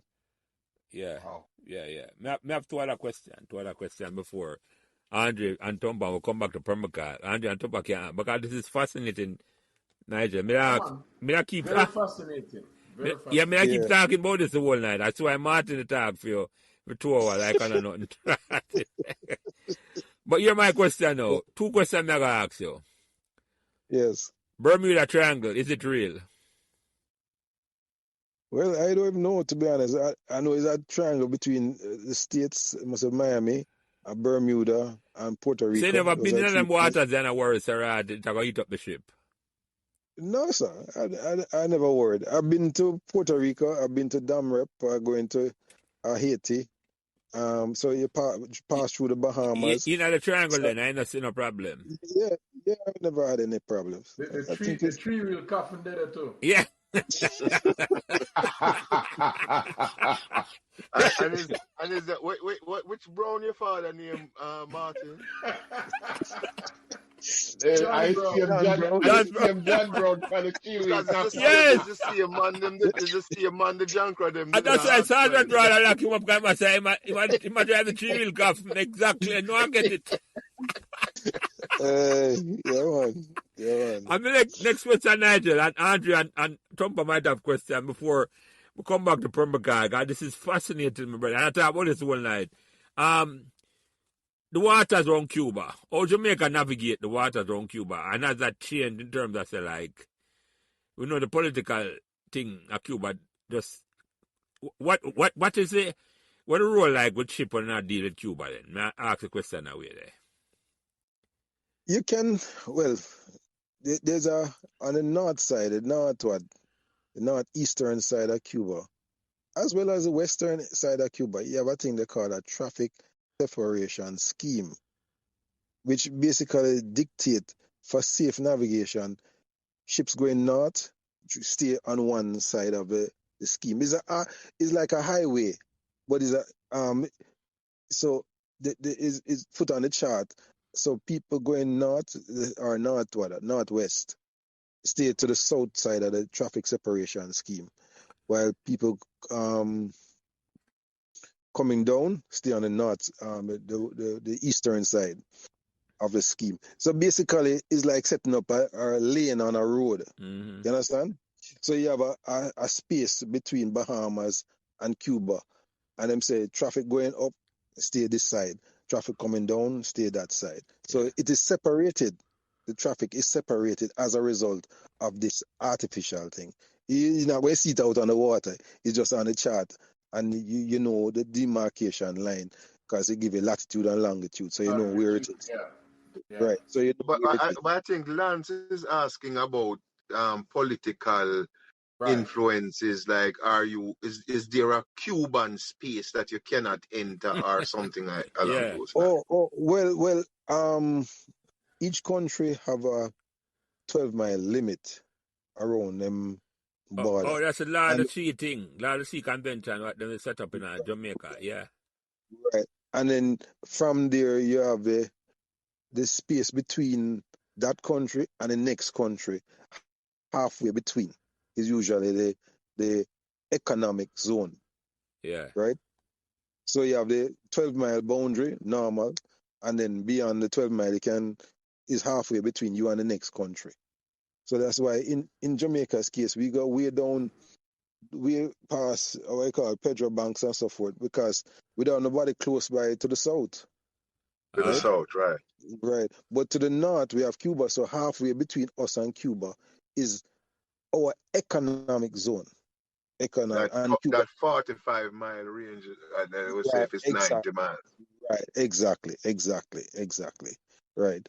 But 12 mile is your real boundary. But if you want to do any mining or anything, you have up to that 45 miles to do it. I You shouldn't. have some like a fisherman speedboat. Them have them. Exactly. Fishing. Because sometimes people go in a people's zone and then get arrested. Yes. Hondurans come here a lot and them encroaching. Because them come for conch and all them something in our zone. And our fishermen go over there too and get arrested too. Yeah, me see Right, that regular. right. Nigel, more ask you this question. What is the most scariest thing that has ever happened to you while you're underwater? I mean, outside of your foot being broken. Um, well, two things happened. I was a cadet on board the Arthur, the name of the ship, and we were leaving Germany. It was uh, Hamburg in Germany. Initially, we were what? Port side or long side. That is the left side, looking forward at the ship. On your left is called the port side, and looking on your right side is the starboard side. So the left side of the ship was alongside the dock itself, and the other side, which would be the starboard side, was outside out to the water. And the pilot said he was going to come on the starboard side. When he got to the port, he changed his mind and came on the dock itself and boarded from the port side. So we sailed from Hamburg, and when we sail, when the pilot come off, but him come off again on the port side, all this time the starboard door for the pilot was left open, and in so doing, when we out to sea, was the chief engineer was looking for the chief mate, and he see me in the office and say, you know where the chief mate is?" I said, "No, I don't know where he is." So him go down the same passage where the door is, and him see light coming in, because it's a enclosed space, because the deck is above it, so that area is is like a passage, but a door is there with exposed. You open it when the pilot is coming, but close it when we're at sea. So him see light coming in through the door, and him say, "Somebody leave the door open." I said, "I don't know." But anyway, when long and short of it was that it was left open because the pilot said he would come on that side, and it remained open. The pilot leave on the other side. So we go to see, and nobody realized it was left open, and the waves knock off the door, and it started taking in some water. So we had to have an emergency drill, and in the process, we had to water the doors that were nearest to that area.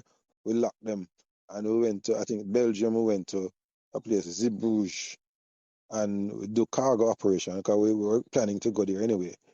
And after we did cargo operation, we weld iron plate over that area, and so we couldn't use the pilot ladder from that side anymore until the next dry dock.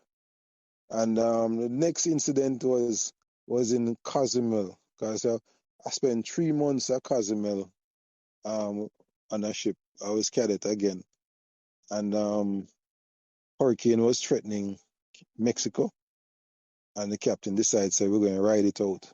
So we head west. Sorry, we head east towards Cuba from Cozumel, and it was a one whole day a pounding. Everybody sick on board.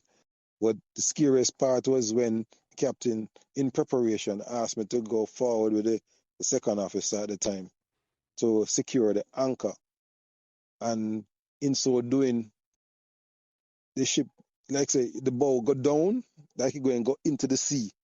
I mean, look down at the water. I said, "The fuck is this?" We're going to drop off right as I hang on for the anchor chain to make sure something not fall off. And we report back to him and say it's not safe to stay up here.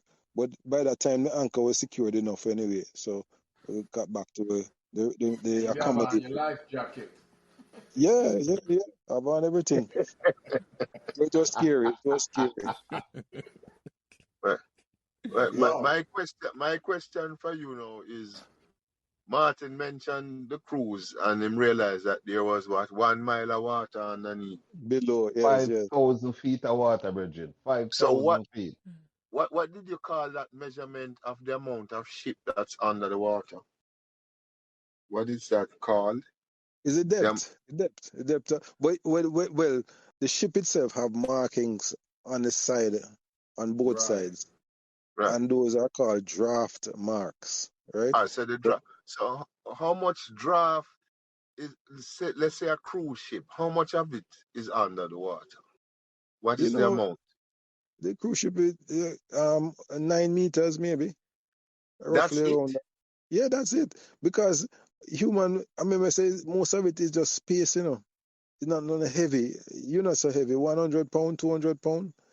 It's not so heavy, And it's the buoyancy is air that keep the ship on the water, Air, Right. Yes, AIR. I reckon that. But I thought So that it would have, for stability, no, it gone is deeper. very stable, because they make it wide. The ships are wide, so Well, that yeah, give it that's a true. lot of It's wide. stability. Yeah, that give it a lot of stability. Yeah. Okay. So Mm-hmm. the comparison size of the ships, them, Nigel, where you work on normally compared to the cruise ship, them. Cruise ship, them are much, much bigger ship. Yes, they're bigger. Yeah. Gigantic hotel, them, traveling hotel, as them call Yeah. them. So, yeah. So when they talk Actually, about deep, go ahead. Sorry. yeah, you go ahead. You go ahead. When they talk about deep water harbor, right, and people, Like I know Antigua was boasting that they have, I don't know, Right. number what in the world or whatever the Right. case may be. Um, it sounds like it don't have to be that deep, because if it's only 9 meters on a cruise ship underneath the water, how deep do you really have to have it? Well, depends on the purpose. Right. On the big container ships, and there are very big container ships coming to Kingston, and most of them they come in here maybe about 14 meters, 14 meters draft, right? We can't Yeah. carry anything bigger than that into Kingston, right? That's our max. But you have places that are all 20 meters deep, plenty, so that will be much more. But take for example America itself on the East Coast, them not so deep. Them have to do extra work to get it down to that depth, to get to them depths. Florida maybe about 15 meters if them have so much. You understand? Oh, It's not wow. so deep. It's not so deep. So you do take a lot of work to get it down to them depths. So it's just some people or some places naturally have very deep water. And Right. Jamaica is one of those places, Nigel. Yeah, we have a reason. Kingston, that's what I always said. Yeah, Kingston have the benefit of a deep harbor, and it have also the benefit of geographical position. In that, Right.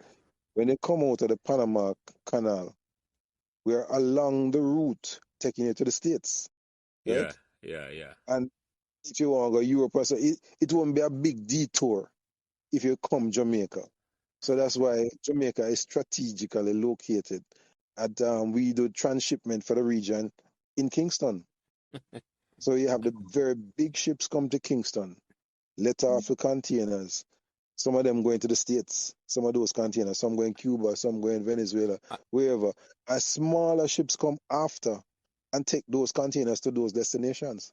And you talk about Oh. official and legal transshipment. Yes, official Yeah, man. transshipment. That's how we are Yeah. dealing, brethren. Yes. No, we're It's done with the not, illegal it's one not a already. ganja boat. I'm not talking about a ganja boat. Somebody now dive on and the ship and take off nothing off of the bottom of the ship. We have had I remember an incident happening in Kingston.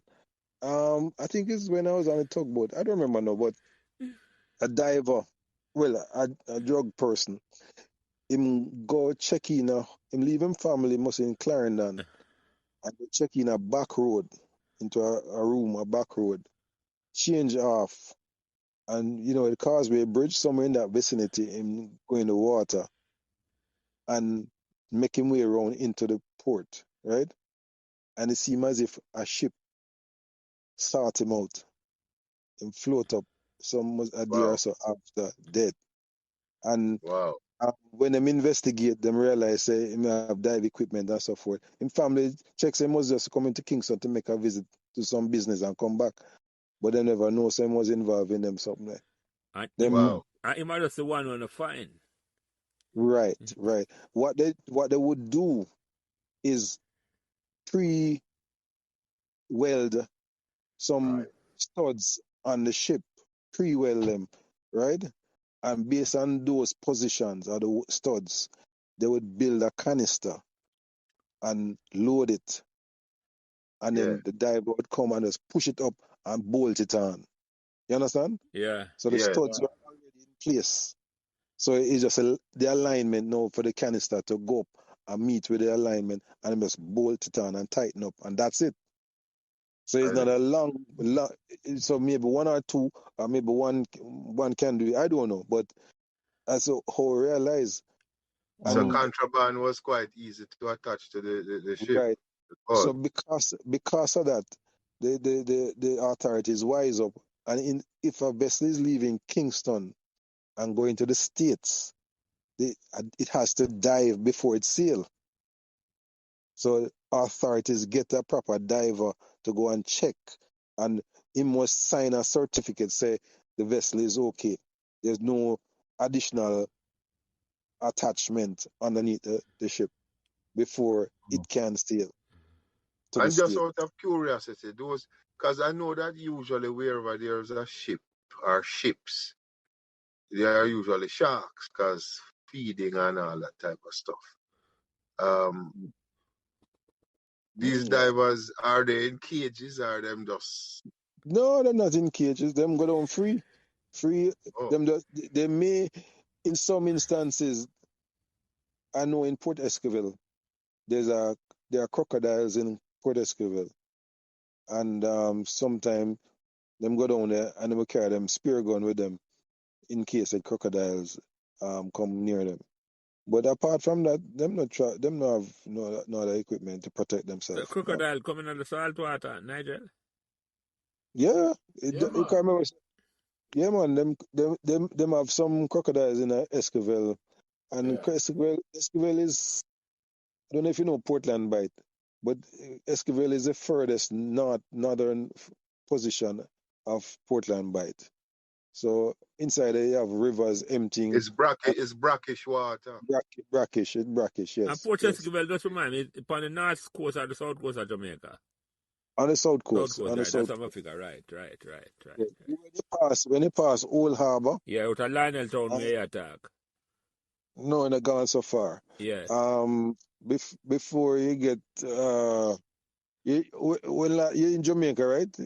No, I mean, Orlando, no. But what the backside company used to use for the backside, Port Esquivel? You know, there's a Nutramix plant. You have to pass the plant there. I don't know if you remember the plant. Anyway, it's beyond Old Harbour. All right, Old But Harbour way. Okay, I got you. yeah, it's beyond Old Harbour. We're heading west. But there's a private road you have to turn off to get down to the port. Yeah. No, Yeah. Nigel, this is a fascinating history here, so trust me. I never know what I do is so interesting. But yeah, I guess I take very interesting, man. Very interesting. Take it for granted. No, fascinating, Nigel. Fascinating, man. So when you grew up at Permacal, you have any idea say you end up in a career No like idea this? what. No idea. As I said, Lee Cummins influenced me to go into maritime. Yeah. Yeah, that's the only thing that put me in that. Because I said I did ground school at Tinson Pen, so I had a little basic idea of navigation. Yeah. But when he told me he was attending maritime and so forth, at first, as I said, I was disinterested. But then, Yeah. But you step up in a business, man, because you have a private card for go over the restaurant over the maritime school. a private one? Card. I try go over there, go eat one time, and them tell me I can't come over there. I'm not a member. Okay. Couldn't go to the restaurant. Okay. Well, I'm trying to go over there. My son, him just get him license. Cause my son same one turn pilot too, so Yeah. he went to the maritime school and him recently get him license and him on a ship here right now. Okay. So Okay. A rich true So, shot. My father was a seaman, but him was a chef on the cruise ship. I thought you meant C as in rooster.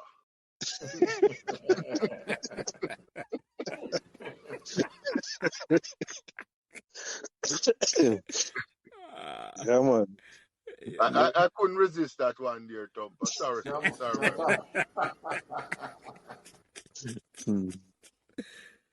So I guess like the Kings, Nigel, you're going from multi-generational Well, presence in the pilot. well, my son said he's Arena. interested, so I support him as much as I can, Yeah. Absolutely. So Absolutely. that's what him say, Mondo. I mean, he has seen my struggles in coming from this beginning, Yeah. At least some of it. Him never see everything, but him see some of it. Yeah. And so he appreciate it, so him say want it, him like it. It sounds like well, it not sound like it. It's a prestigious thing, Nigel, and it can be lucrative even when you stay legal. You look that way too. I mean, not that because it's a whole opportunity for go illegal, but you stay on the straight and narrow, and that good. That is good. Yes. That's good, Nigel. You not get the temptation test your attack. I can bet that. No, I was approached one time on my trip to New Orleans by the DEA officers who boarded the ship, We're alongside Governor Nichols in New Orleans. And they turn up at the gangway and say they want to search the ship. It's normal. It's nothing strange. They do that when Right. we go there sometimes. So they want somebody to escort them around the ship. So everybody go into the galley and stay in the galley while they are searching the ship. But they need assistance by one person to take them around. So I was a person that day. And while them taking me around, they want me to tell them they want to give me their card, and they want me to bring up stuff on behalf of some Dan in Jamaica. They want And to turn in farmer. exactly. Were they setting you up? Yes. I mean, Entrapment. they must say Bonjour. them offer protection and all them stuff there. And when me look on it, me say either way, they might nab me or the Dan who me try to carry up the drug for. That's right. When they realize they get caught. So me get caught in between. I say I ain't interested. I'm not interested. Try somebody else. So they might ask me if I know anybody else who may be interested. I say I don't know nobody. You will find out on your own. But it sounds hard. Maybe are they saying, well, listen, this is an illegal thing, but we want you to work in concert with the law to catch this person? Is that what they were suggesting? They didn't have any specific person. They want me to basically depending on me to know somebody in Jamaica who have drugs to export. I said they Oh, want so to set up somebody you must go find somebody for come give them Right. arrest. Yeah. Right. And they don't want the small fry. They want the big fry. Yeah. They want the big fry. But I thought they were trying to pose as something else and get you to do that and then nab you. No. Them tell me up front that them want the big fry. Them not really want the small fry. Go ahead, Nigel. Sorry.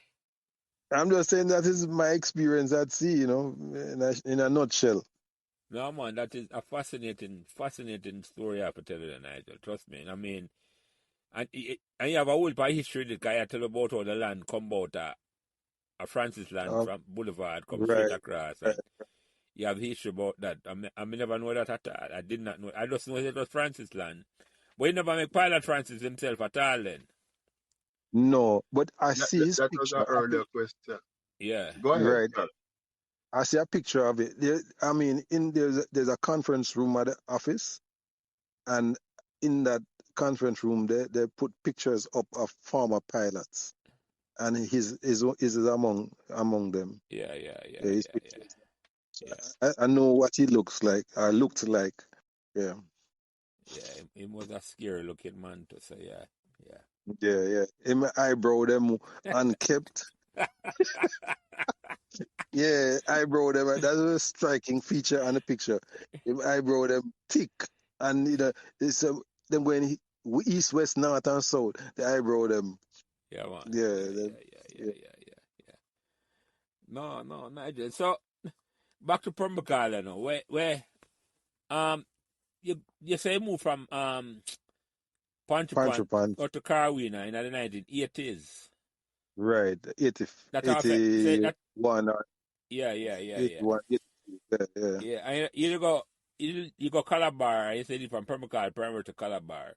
Where you started going to the primary school? You remember who you started going to? Who was in your class at the primary school? Yeah, man. Jackie, Watkins, yeah. Yeah.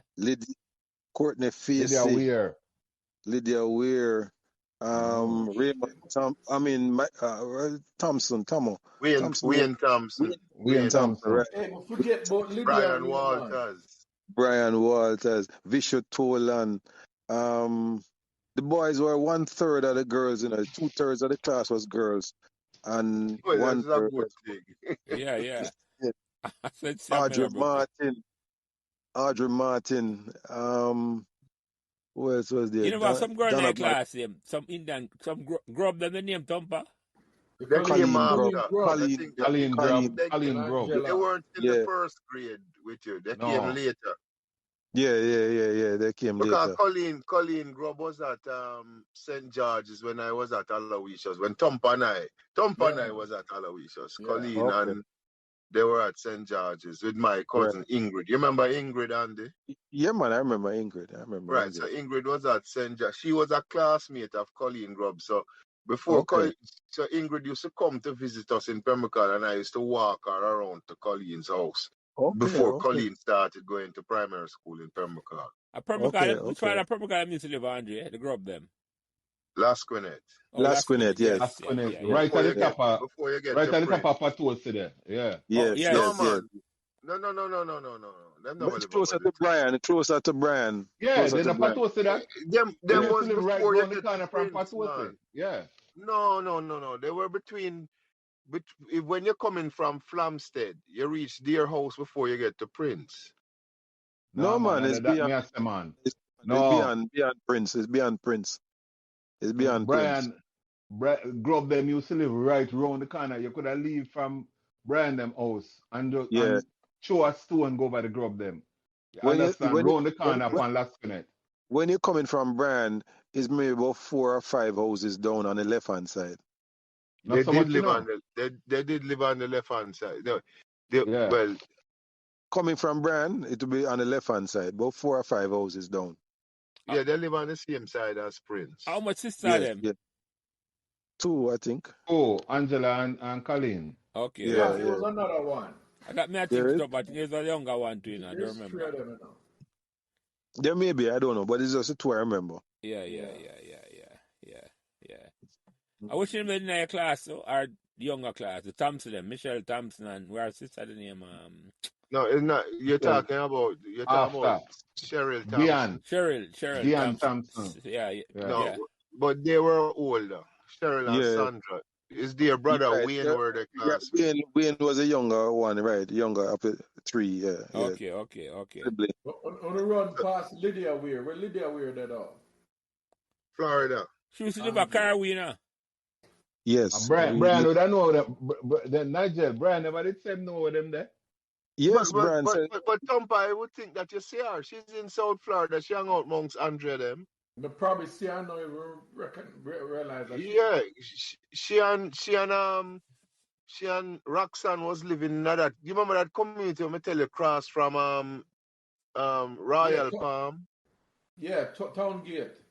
Yes. Yeah. They were. She was living. I remember them the first Friday. Roxanne was in our class too. Roxanne was in my class also. Yes, Roxanne was, and wasn't Mitzi as well? No, I don't remember Mitzi. But Curry. Ruth's sister, Curry. Annie's Curry. Annie's Curry. Right. Mitzi that, yeah. Mitzi Curry, Mitzi. yeah. Right. And you had Ruth's sister, Althea Right. Nathan. Althea. Right. Oh, she was in a phone class? Yeah, man. Yeah. But Nigel, maybe you know, cause none of the man them funny really remember. Used to call this girl Tweety, and I talked to Bucket, and Bucket said she named Patricia, but I don't remember the last name him give me. But we used to call her Tweety Bird. She used to go Alpha. I remember. On Pembrokeshire Drive. Yeah. There was a Smith also in the class, you know. What kind of Smith? Well, I don't know if he was in that class. You got Woolmers. And the mother used to teach at primary school. Kevin, you talk about? Kevin Smith. Yeah, Kevin Smith. Kirk was here talking to him today, this evening, as a matter of fact. Yeah. He was in my class, but I don't remember if he was in the same class coming up. I know he was in 6A with me. Kevin used to live at Rosa Alto, Andre, yes. Yes. Kevin no corner good. You know that Kevin Smith, yes. And him have a brother Ian Smith, I think. Yeah.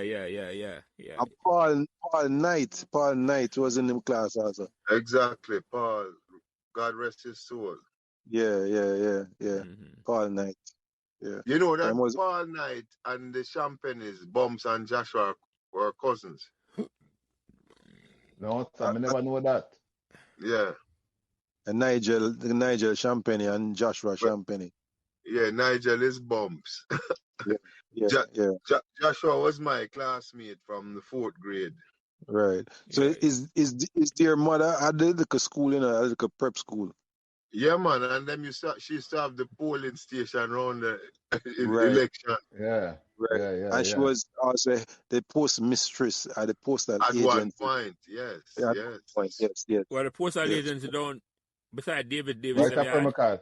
Right, right. Yeah. On Yeah. Purple Drive. David Yes, and Well, yes. Permacal drive. it was two locations, you know. It was up by near what the close name? Pinnacle Close. Is it Pinnacle Close? in near Patosi there. I remember when they talk about it. Between Patosi and Lasconnect, Yeah, and the other side, on the side where Farbs and Stumpy them lived. It used to be over there so one time. Yeah, yeah. For a short Okay. period. Yeah. Okay. So Nigel, you used to play ball over the triangle? No, not at the triangle, no. As I said, we make a tryout for the Solid Miller side one time, and we use a field where the community center is now. That's where we used to Yeah, practice. we used to practice for the local field. So the triangle where Yeah. Brian used to play and we used to play never come there to come play at all then. No, we never played there, so never played there, so You no. couldn't come out. Where said Tompa him couldn't get no game. Hey, No, but you listen, couldn't come out. Or him couldn't leave the yard. Okay, I got you. but hold on, since we go back to Permacal, to participants, you know, there's a few things that I have to admit. Well, because as I pointed out, there were two houses on the street that you can't afford for your ball go over. And Nigel, not because of Nigel or his mother, but his auntie and him uncle-in-law. But him uncle-in-law would only take the bait because him auntie was really the force, right? And she was my younger brother's godmother. So we're talking about close family relationship, right? Yeah. So But you know, there's a lot of conflict. it's a lot of, but I have between where she live now is between my brethren Lishburn and myself. She live at 29, I'm at 25, they are at 27. So we are always the ones that causing the mischief, right? So one particular night, one day she stabbed a ball, and that was the night, and we decided, so well, we'll go and get even. So I think it was Guinea season, and you know them Grace shopping bag with the little card handle. Yeah. Yeah. So we buy you know Guinea the cheap, and we buy Guinea so much that we stand up on my gate and we eat Guinea, and we get one of them grey shopping bag, Store the seed. and we save all of the seed and the trash and the skin and the seed them. We eat and we put them back in the bag. And Nigel, uncle, well, everybody along the strip they keep a very neat lawn, you know. But that man, when him clip him hedge with a scissors, you know, brother, it's like him use all protractor and all them things. Really things straight. sharp, you know, right? Yeah. So when we don't eat Guinea now, we decide say, it's more to do this. Him just go spread the skin and the seed on the lawn, you know. Him just spread it all over the lawn, right? And so we just turn in the night and feel good. And it's 3 incidents I want to mention. But unfortunately, the next morning before school, as I was ready to go in my father's car, is Nigel with a fan rake on the lawn. And rake up the seed and the skin from the Guinea. But we don't know it because he knows we do it, you know, but it wasn't our plan that he would be the one to deal with it. But we just wanted to get even for the loss of the ball, right? And next night, we decide, so well, the same person again, my brethren Lishburn decide, well, we're going to show up at the house and put a stick through the window and try to scare him on because, again, we're angry. And so we climb over the fence and I walk up the side of the house, but I dip down below the window and I am underneath her bedroom window now, right? My brethren him come up the side of the house. The man them ducking him just a walk past the window then. All of a sudden, me hear Nigel mother ball out. Who is that? Lishburn? And him take off like a jet and leave I me, left you. spot underneath Nigel auntie window now, right? And so Oh, everybody come to the window and them start look out now. I want to leave, but I can't leave, right? So we decide, say, you know what? Me just go just get up and run as fast as we can and hope them not see me. Like me don't know if me think say me had the flash or what, right? So I just run down the side of the house and over the fence and work my way around to my yard and change my shirt and come out now. I start walk down the street. When I look, there's a conference right by Lishburn Carport and Nigel auntie's window. And them summon me right away. And as I come, I hear Nigel mother say, him change him shirt.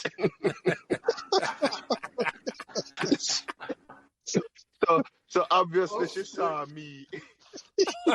But you change up on them. Yes. She saw me in advance. So, but them let us off the hook still.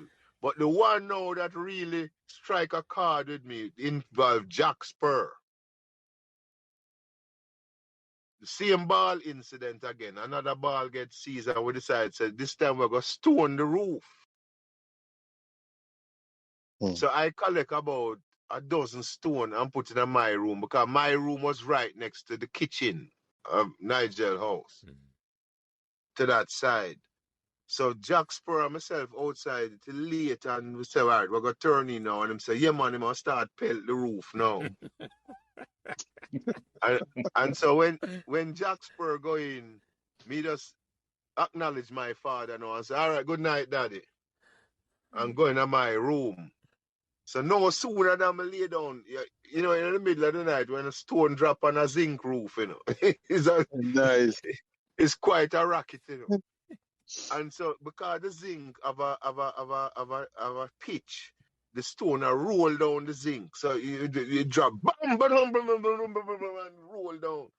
And after about the third stone, my father come into my room and said, boy, them a stone Hilton house. So me and him now, I look through the side window while the stone never drop. And every now and again, me disappear in my room and push my hand through the window and just ease up a stone over the thing and drop it on the roof.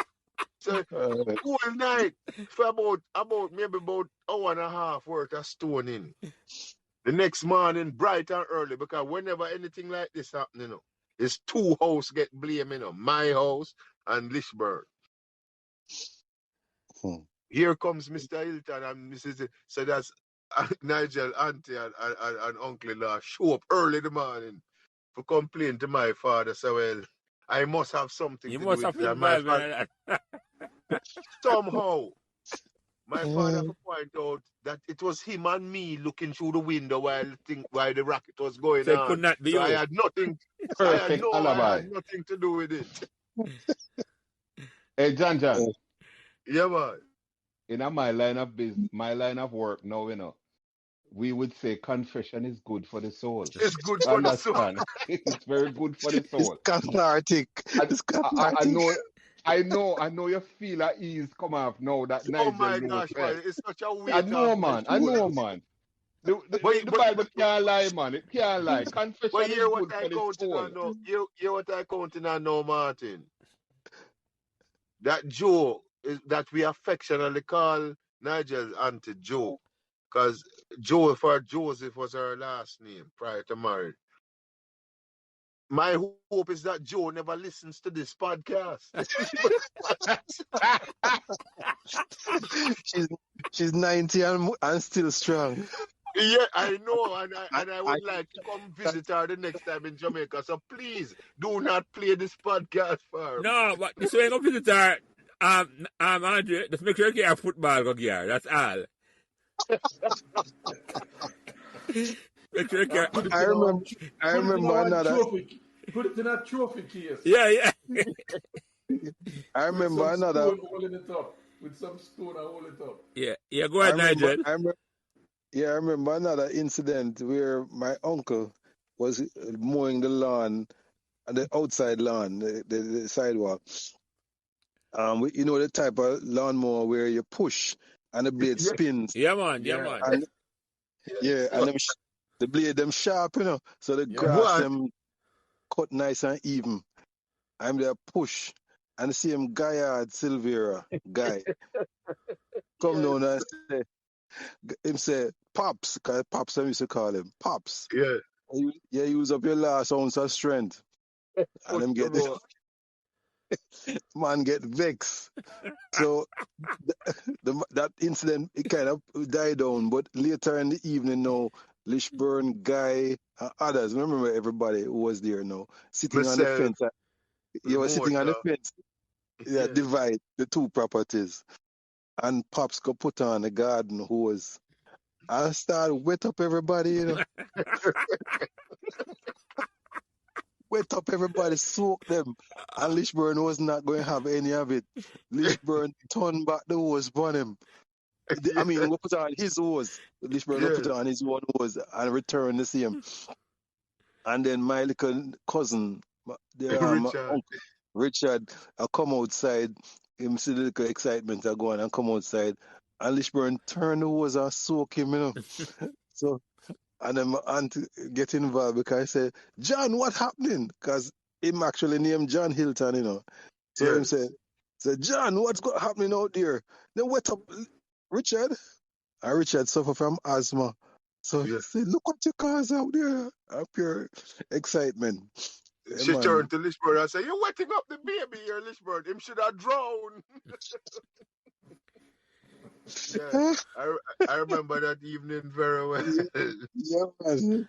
Lishburn said him now take the wet him, wet So, him what back up. how around at the time, Nigel and Andre, you now go high school?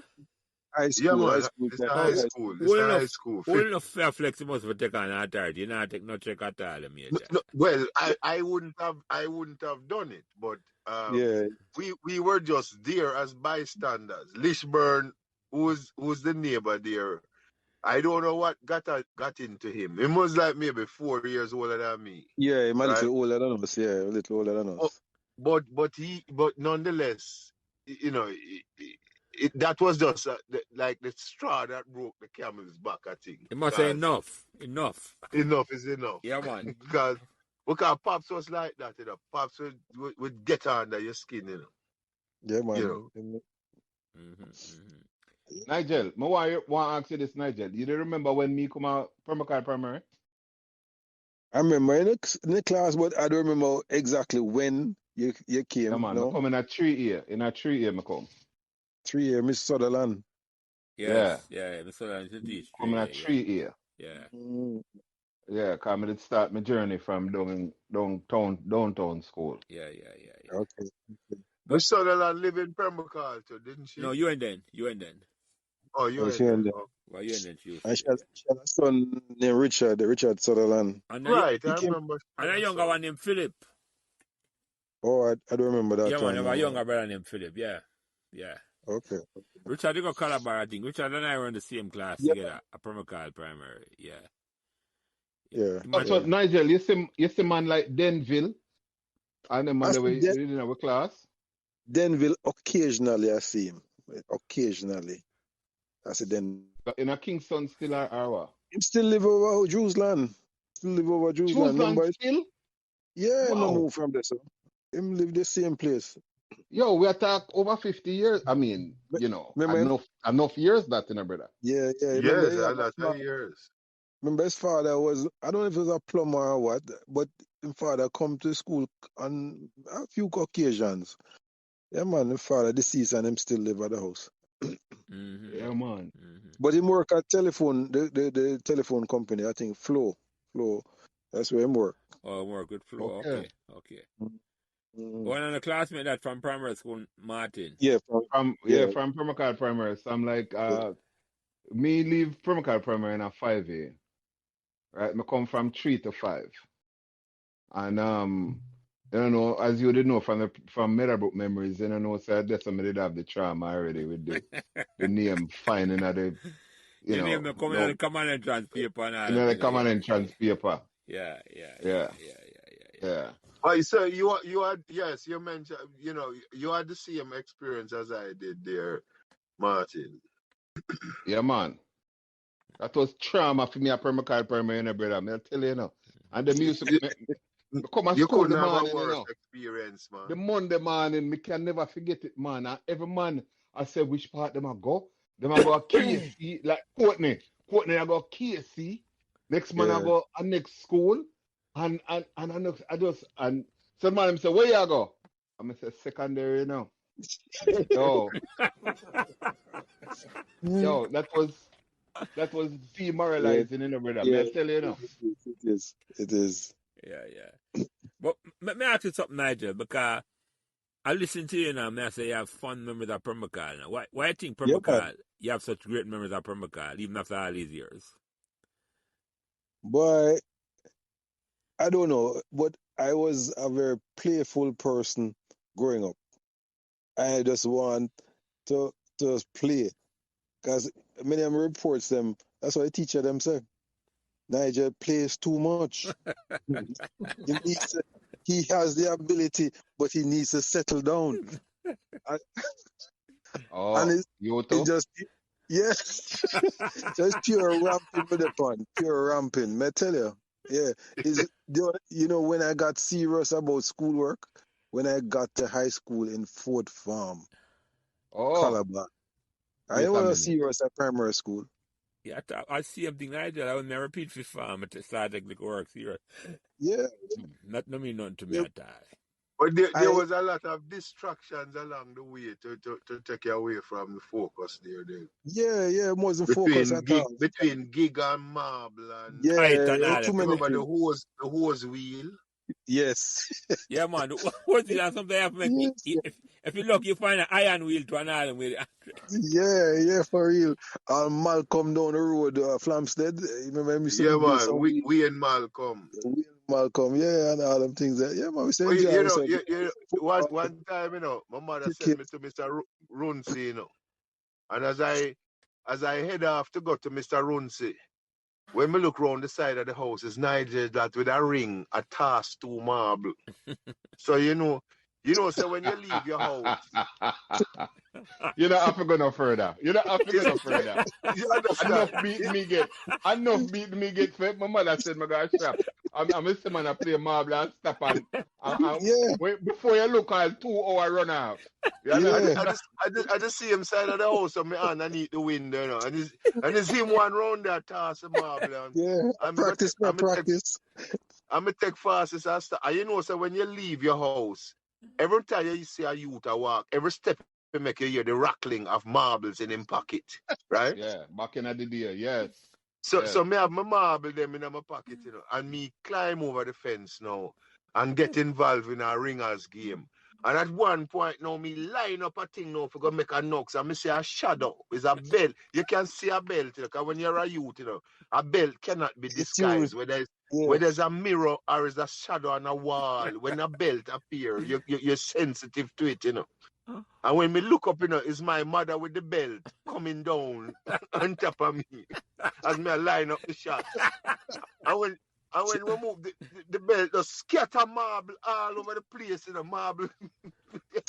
Yeah, and you can't wait for collect nothing. You have to just leave. Hey, Andre, the Wayne Malcolm you mentioned, was he a bit older than you guys? Yes, a little older.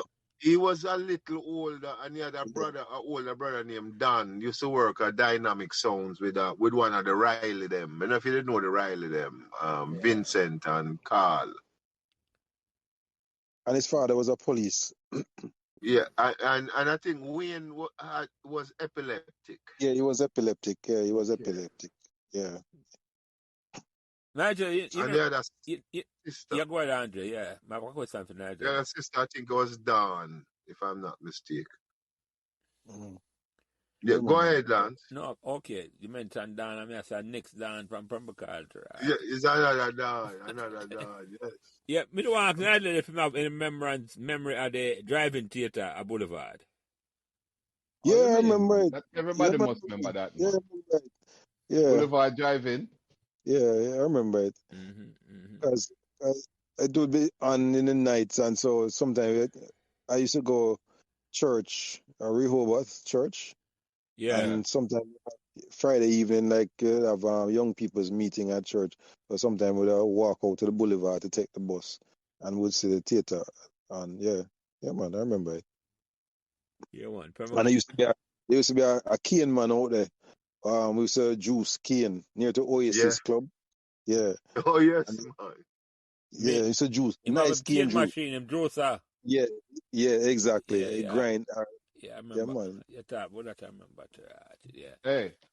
Hey, one thing though, I know say this a Nigel thing still. But you see, me want to big up, although she gone. You see, John auntie we name Ellen. Aunt You Ellen, understand? yes. Yeah, Me I man. go tell you one thing where you don't know, You don't know John. One day me I run away from my yard, and pop my bag and jump on my bicycle, And me I say, yo, me go check the Walters them before me head out and go down at the Cane Field down on Spanish Town Road there, down on, that road there, the ferry road there. Yeah? Mhm. And me I tell you, say, me remember when me go in, me tell Miss Walters, Miss Walters, me I run away, cause my mother did too much beating me I get, Me not really like the beating them, And me I tell you, she say, all right. Come eat some food before you go. Trust me. And I saw, hey, I saw me get to stay, Cause me serious I gotta run away, because say already say me all change up all report card and them thing there. But me I tell you, man, big shout out to she, man. A good woman, that man. That's You understand But me I say? she was a sweet. But one thing though, I can imagine you with your bicycle, because the bicycle was, you never left your bicycle, Yeah, you remember? I have my So, bicycle, I cut so it down, I say, a yo, bicycle will travel. yeah, man.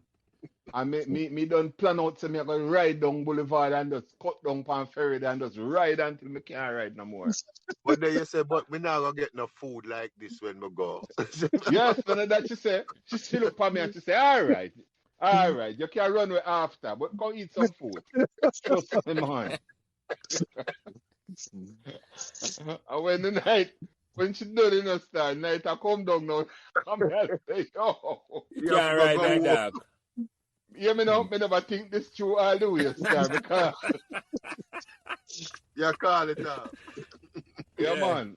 And me, if I just go on back and jump my back fence, the fence of my yard and go around, lift my bicycle over and stay in the backyard. Till me know some my mother gonna sleep. Yeah, You understand? come in, yeah. I have to make the people know say they are long before cell phone, because I can imagine she calling her, she text your mother a long time and say no to the boy there, but my runway.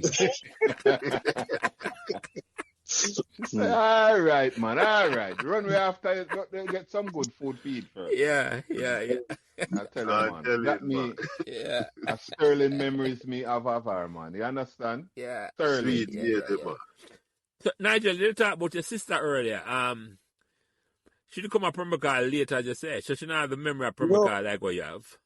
No. She actually grew up in Montego Bay. She went to a secondary school in Montego Bay, and then she came to town when she was a young adult, maybe about 1920. Okay. Yeah, but and I think she used to come like summertime. Should have come spend some time. Right, she's come summertime a few times before, yes. Mm-hmm. Yeah. But when she came that time, she spent a short time. But she and my aunt never get on so well, so she moved out and she went. This home on Orange Street near to Mazuka, a woman's home. And my uncle was instrumental in getting her there. And as she started, and she was working at KPH at the time in the administration. So yeah, that's what she started out. Yeah. So she not have the sweetest shop from Magado we have, sir. No. I just say, as somebody described it, like you have to live up from Magado to understand what we're talking about. What we're talking about, them days. I mean, so when last you got from Magado, or pass through? Last one go. No, when I get my children live in Pembroke still, Oh, really? Yeah. Yeah, and Clydesdale. Okay. My ex-wife is still living there. She is at 10 Clydesdale Avenue. That are near Louis Trace's house. Right. You know, McLaren's? Yeah, man. Then she did at a basic school of me and at a prep school. Miss McLaren Well, basic. well, is that same? At That the house them live. yes. Yeah, man. Me and our son did in the same class. Roosevelt. Yes. Roosevelt, yes, Rosie. And we have a younger Right. sister. I forget what she name. I think she got hard. Then she was my ex-wife. She was my ex-wife. Eh? Yeah, she's my ex-wife. Wow. Heather Wow. Heather Wow. McLaren. Yes. Yeah. Small world. Yeah, I remember. Yes. Nigel. Yeah. The bigger So she still live at the house, the family house. Yeah, she still lives there. Yes. Oh, your children them live the same way. Right, but my son is at sea now. Okay. Son on a ship. Okay. That is the captain. Or the boarding captain, I should say. Yeah, boarding captain. He's a third officer on the ship now. Yeah. So is a son and a daughter, Nigel? Yeah, one boy, one girl. Okay. Two of them same person. Yeah. No, man, that same yard there. That's me. It was the first school at Permacar, man. Yeah, I know she had I knew she had a little school, basic prep school. She just started teaching at the primary school after a while. She became a teacher at the primary school. Yeah, man. Yeah. She died recently to do, very recently, if I remember saying right, It was in the paper. Another Calabar, man. Yeah, go ahead, Nigel. It's 2000 what? 17 or so she died. About that. And the Walters. You must know the Walters, them. You used to go Yeah, Calabar. man, I know the Walters. Yeah, man, and I go Rehoboth also. Yeah, man, Andy and Wayne. Andy, just send me the picture because I go at Miss Mark school up the road. So, yeah. Oh, I never know you have picture up on that side. I call Upper Muka. So, yeah, that's how I end. You know, Howard, my name, surname again. Howard used to live across, not exactly in front of her, but close to, on the other side, the Clydesdale Avenue. Howard, them last name. Howard. I know where the shoemaker today.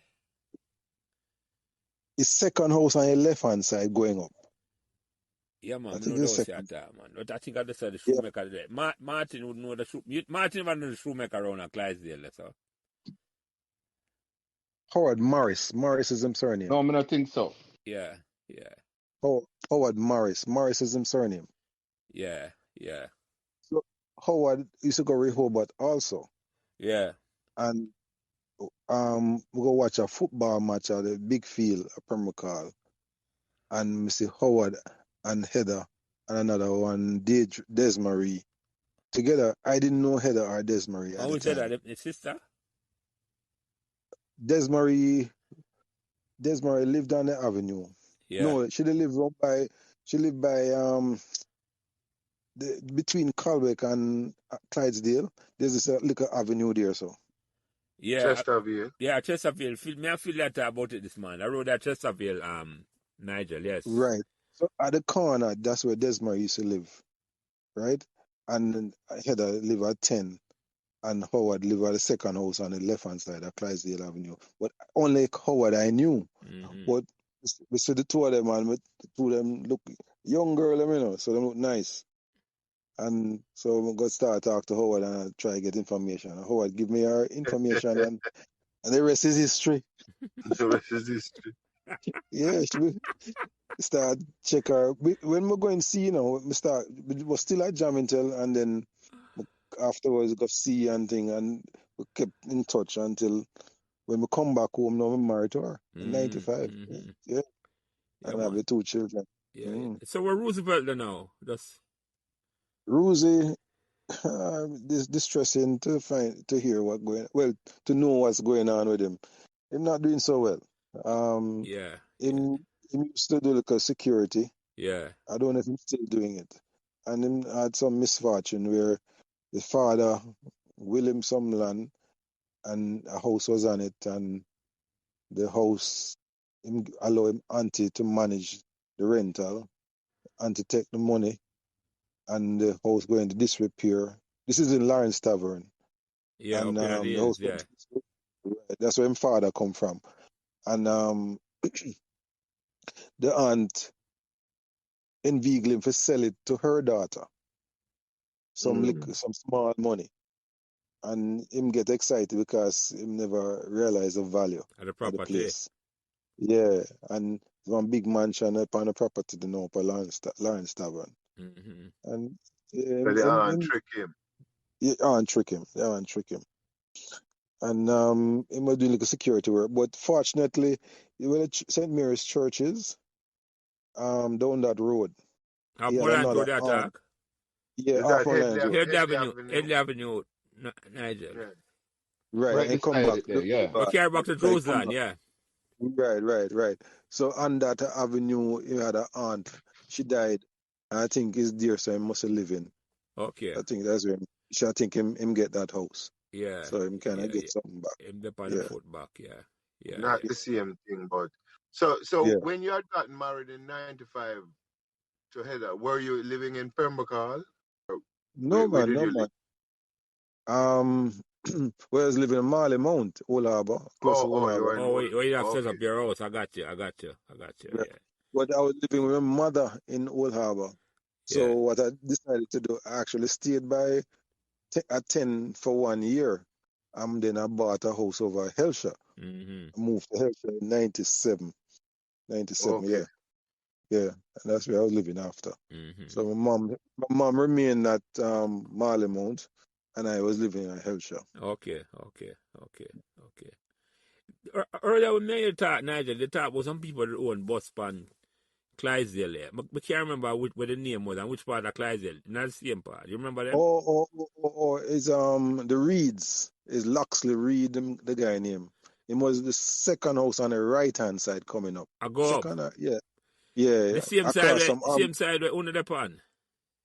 right on the same side before Thwaites them, yeah, just before Thwaites, beside Thwaites. Yes, so you had bus after I come out of the bus business or during the time? Must have during the time. But as I said, that he somehow things went wrong, and somehow was making a loss, and them take away the house from the family. Yeah. As a result. Yeah. We did come out of the bus business long time because I would realize Loxley Reed is his name. Loxley. The Reeds. Yeah, the the name sound familiar, but I just can't put a face. And them lived a long time too. Yeah, is a mother, father, his mother and father, his sister named Faith, him named Loxley, and he had his grandmother living there also, Mama Din, I used to call her. Yeah. I don't know why that name sounds so familiar to me, Loxley Reed. Yeah. Sounds familiar to it me. does. It does to me too, but I just can't put a face to it at all. So yeah. I think it will be 4 Clydesdale Avenue, the address. Right, that's 4 the second house I go up Clydesdale then, yeah. Right. Yeah, no. Small world, Nigel. And the Thwaites was 6. Yeah. Then the Morgan. And that was on the left side going up? Right side. No, right side going up. Oh, and then across from on the left side was where the Townsends had lived. No, the Townsend them live on the right side, all the way up at the top, near the gully.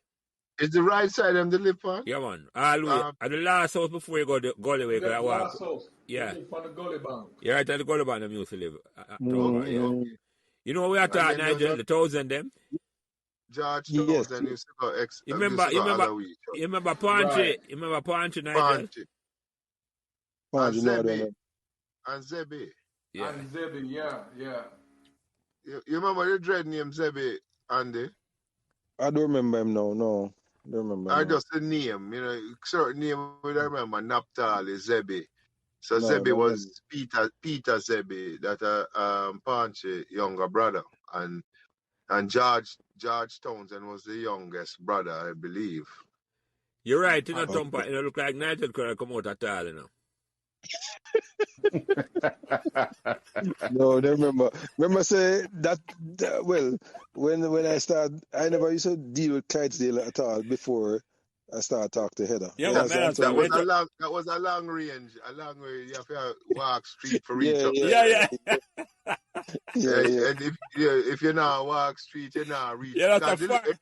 go You're out. You right. might have got Hampstead or Lasquin. You're right. You're right. Yeah. That's what more like our ends. You're right. Because we didn't know up there, so Yeah, right. man, Right. the man coming out with neighbor would not take over girl. But I used to drive on the avenue with a church bus because Sunday mornings the church bus would come and pick us up. That's a robot And it would bus.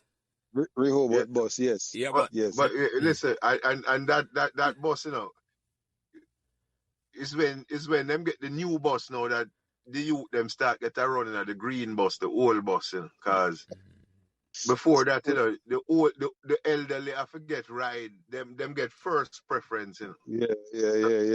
If you happen to get a space, you will get a ride. But when then them get a transit, a white transit Yeah, van, white transit. Yeah. And then a and then big I know that's where the older people them ride that. So we, you know, as a youth them now, we're just going at the green van. Yeah, man. Yeah, those days at Robot. Yeah. So you must know Prince though. I sell the fish on Alaska in it. Yeah, man. Yeah, man. Yeah. He me live right behind Devon Walker. Oh, Right. Pan. Okay. Exactly. Behind Right. Diego, yeah. Right behind Oh, Diego. Diego Yeah, house that? To him live behind? Yeah. Oh, really? Diego and Mr. Rob. Yeah. Okay. Mhm. Yeah, cause guy used to read. One time there was a flood, you know. I don't remember which rain it was, but when you go in a Prince backyard, Whoop and Molly are swimming at the backyard and tank overflow and all them kind of thing. And guy would have jumped the fence and go raid fish and come back. Yeah, Prince, I got you Guy look was, for you. yeah, man, guy was very mischievous. Yeah. Yeah, man. Yeah. No, man, when we go from a guy, You know, I so Prince. a prince make me know say all fridge can turn in a aquarium, you know. Yeah? You understand? Yeah, me never know all of them something, man. One It, time yes, it is sealed. it's sealed, and him used to use one of the fridge them for breeder Yeah. as Yes. breeder, you know. And well, I mean, I tell you, certain things. There are certain characters in a permaculture, boy. Them can't dead in your mind. You No. understand what I mean? Listen, They're just them because forever of living. because of a family relationship, my brothers and I could go a Prince with nickels, dimes, and quarters, you know. Eh. Prince accept them currency from we, you know. So Yeah. as soon as we Yeah. dig up a thing, we just go around and Prince say about them start laugh. You know, him just do it because he knows we love fish and he just give a pair of goopy and just take the nickel and make the quarter, yeah. Yeah. You know what I mean? I say when I did it for true, yes. I say when I did it. A man used to mix him up. Man come from JBC, I drop off things to the old man and stop a Prince yard. Oh, for real? Yeah, real thing, man. And Prince of said, no, I look for Mr. Prince up at Calbeck Avenue. So, yeah. Look at that. Yeah, man, yeah. Gentlemen, I have to leave, you know, because I have to go do some preparation. Yeah, man, we're going to wrap it up here now, Martin. Don't leave, we're going to wrap it up for it because we're there almost Nigel that have almost 3 hours. And I know when Nigel come on, I know some never things him, but have somebody, it was very intriguing, Nigel. Trust me, the conversation now. What? Yeah, I'm glad you enjoyed it. Yeah, man, yeah. But when we go very. When we go around and close it out before, just close a remark from everybody before we leave, Nigel. And you go first, Martin, and then close a remark before we close out the program now. Well, me just want to, first things first, this platform, yeah, so kind of evoke certain memories of people, you know, who are at a certain age in them life. It's a good thing, you know. It's a good thing. I tell you that. And even just with deal with Nigel, cause Sunday we had a meeting and I see him, you know, and thing, you know.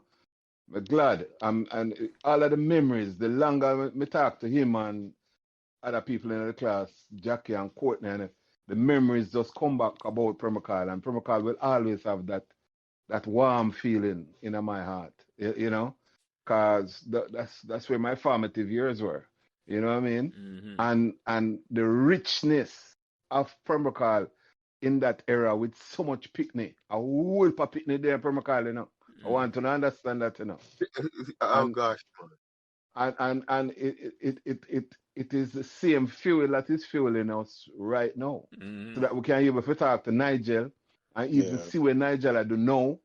You understand? If you know, so the man I'm in a primary school in a classmate. And Yeah. come on, it's a good thing. So big up yourself, Nigel. I really appreciate you coming on and talking to all our about your journey at Yeah, Permacal man. and your journey at sea. Yeah, that, man. that You Respect. that know, was an Respect. intriguing thing. That was intriguing. Yeah. very intriguing, man. Yeah, Very man. intriguing. Thank you. Yeah. And Tompa, any closing remark before I close it out? Yeah, man, I'll just keep it brief. I second razor crutches. Yes, sir. The sentiment. And honestly, Nigel, I appreciate that here, sir. Yes. And you Respect. really, did not know you can't remember, but we know the same people and we come from the same community and family. So blessed. Thank you. Thank you. Yeah, and John or Andre, go ahead and go a closing yeah, remark there. yeah. And listen, as I said at the beginning of the program, Nigel or Andy, because we never say Nigel and him never say Andre. I just John and Andy, right? And as I said, it's the man that have the distinction of living on both sides of me, and where I come from, youth. So is we grow like how I grow with my two brother them, right? And so we were able to go to each other's homes without having to question. We can open the gate and go in, right? And Yeah. so we watch the journey, and I see the journey, and know that we are able in our adult years to sit back and listen to stories that we learn. We learned so much tonight about the marine life, right? Yeah. And things that we may have been curious about. And this is my brother can bring that to the table and share that. It's been a joy for me. So blessed love, my brother. You know what I mean? Respect every time. Yeah. Yeah, man. Yeah. Respect. And you, Nigel, in the closing remark before I close it out, yeah. Well, I mean, I can feel the bond already, I mean, you're bond with John already and Martin, but now the additional two, I mean, I feel it. And I enjoyed my experience at Permacal growing up. It was really a happy time for me, even though I come from I didn't grow up with a father. My uncle-in-law was my father, and I still had a good experience. And then I didn't even care about knowing about my father. I never met him until I was in my 30s. So that just a show that just by being in Permacal, that was enough distraction to ground me and make me deal with what I have to deal with in life. And thanks for initiating the group and allowing me to participate. And I'm happy to share my experience. No, man, I'm glad you come, Nigel. Trust me. Them story, me not worry to me just come. I don't remember you. You remember me from the minibus and all them, but you know other people me know. When you talk about Roosevelt tonight, me and go primary school, the mother teach me at the basic school. I remember my younger sister. So it's a whole heap of connection but me never am aware of at all, Nigel, And and Andre or Janjal, Ten Kirk and Gary say them father have the elusive Mr. Brown from the 3-wheel coffin. They make him get where. but we not gonna make them get where. No. I tell Kirk this evening, say, listen, it's about time, man. And so maybe we can set Martin and Andy on him for say, let we start testing them here. So. Yeah, man, we do that. Yeah, man. Yeah, But man. gentlemen, we'll close the program 1 minute, Nigel. I'm going to close the program now. So, and Bobby Fire words I always use now. Bobby Fire famous words on the ball, Pembercall. So, Andre, Taylor Damville, John, as Nigel called him, Rudolph, Tompati, Tony Kamika, Martin, Razor Crutches, Brown, Nigel, and Nigel never have the nickname. You're lucky. None of Andy, sorry, Nigel, Andy. This is me, Lance, our Jelly, our Prince. Have a good night, my brother. God bless the whole away and God bless that great community of Permacal where we can there chat for almost 3 hours like I know nothing. And get a real educational thing about the maritime world in Jamaica. Where if they want this I just say Martin, a program here wide reach in the earth. We don't know what's how to come on them thing. So thank you. Have a good night and God bless the world and God bless Pembroke here, my brother. Thanks. Respect. All right. Bless Yeah, up Yes, Take care. respect my every brother. time. yeah, All man, right, cool. everybody. Yeah, man, cool. Cool. Yeah, man. So remember to like, share, and subscribe these Pembroke Members podcasts so neither you nor your friends will miss another memorable conversation. Thank you. Thanks for listening to Pembroke Members podcast. And remember to give us all the support you can on whatever social media platform you are listening. A special thanks to my production manager, Kyle Prince, who takes care of everything involved in getting the podcast out every week. And without him, I would not be able to do what I love doing every week, having memorable conversation about Pembroke. Thanks.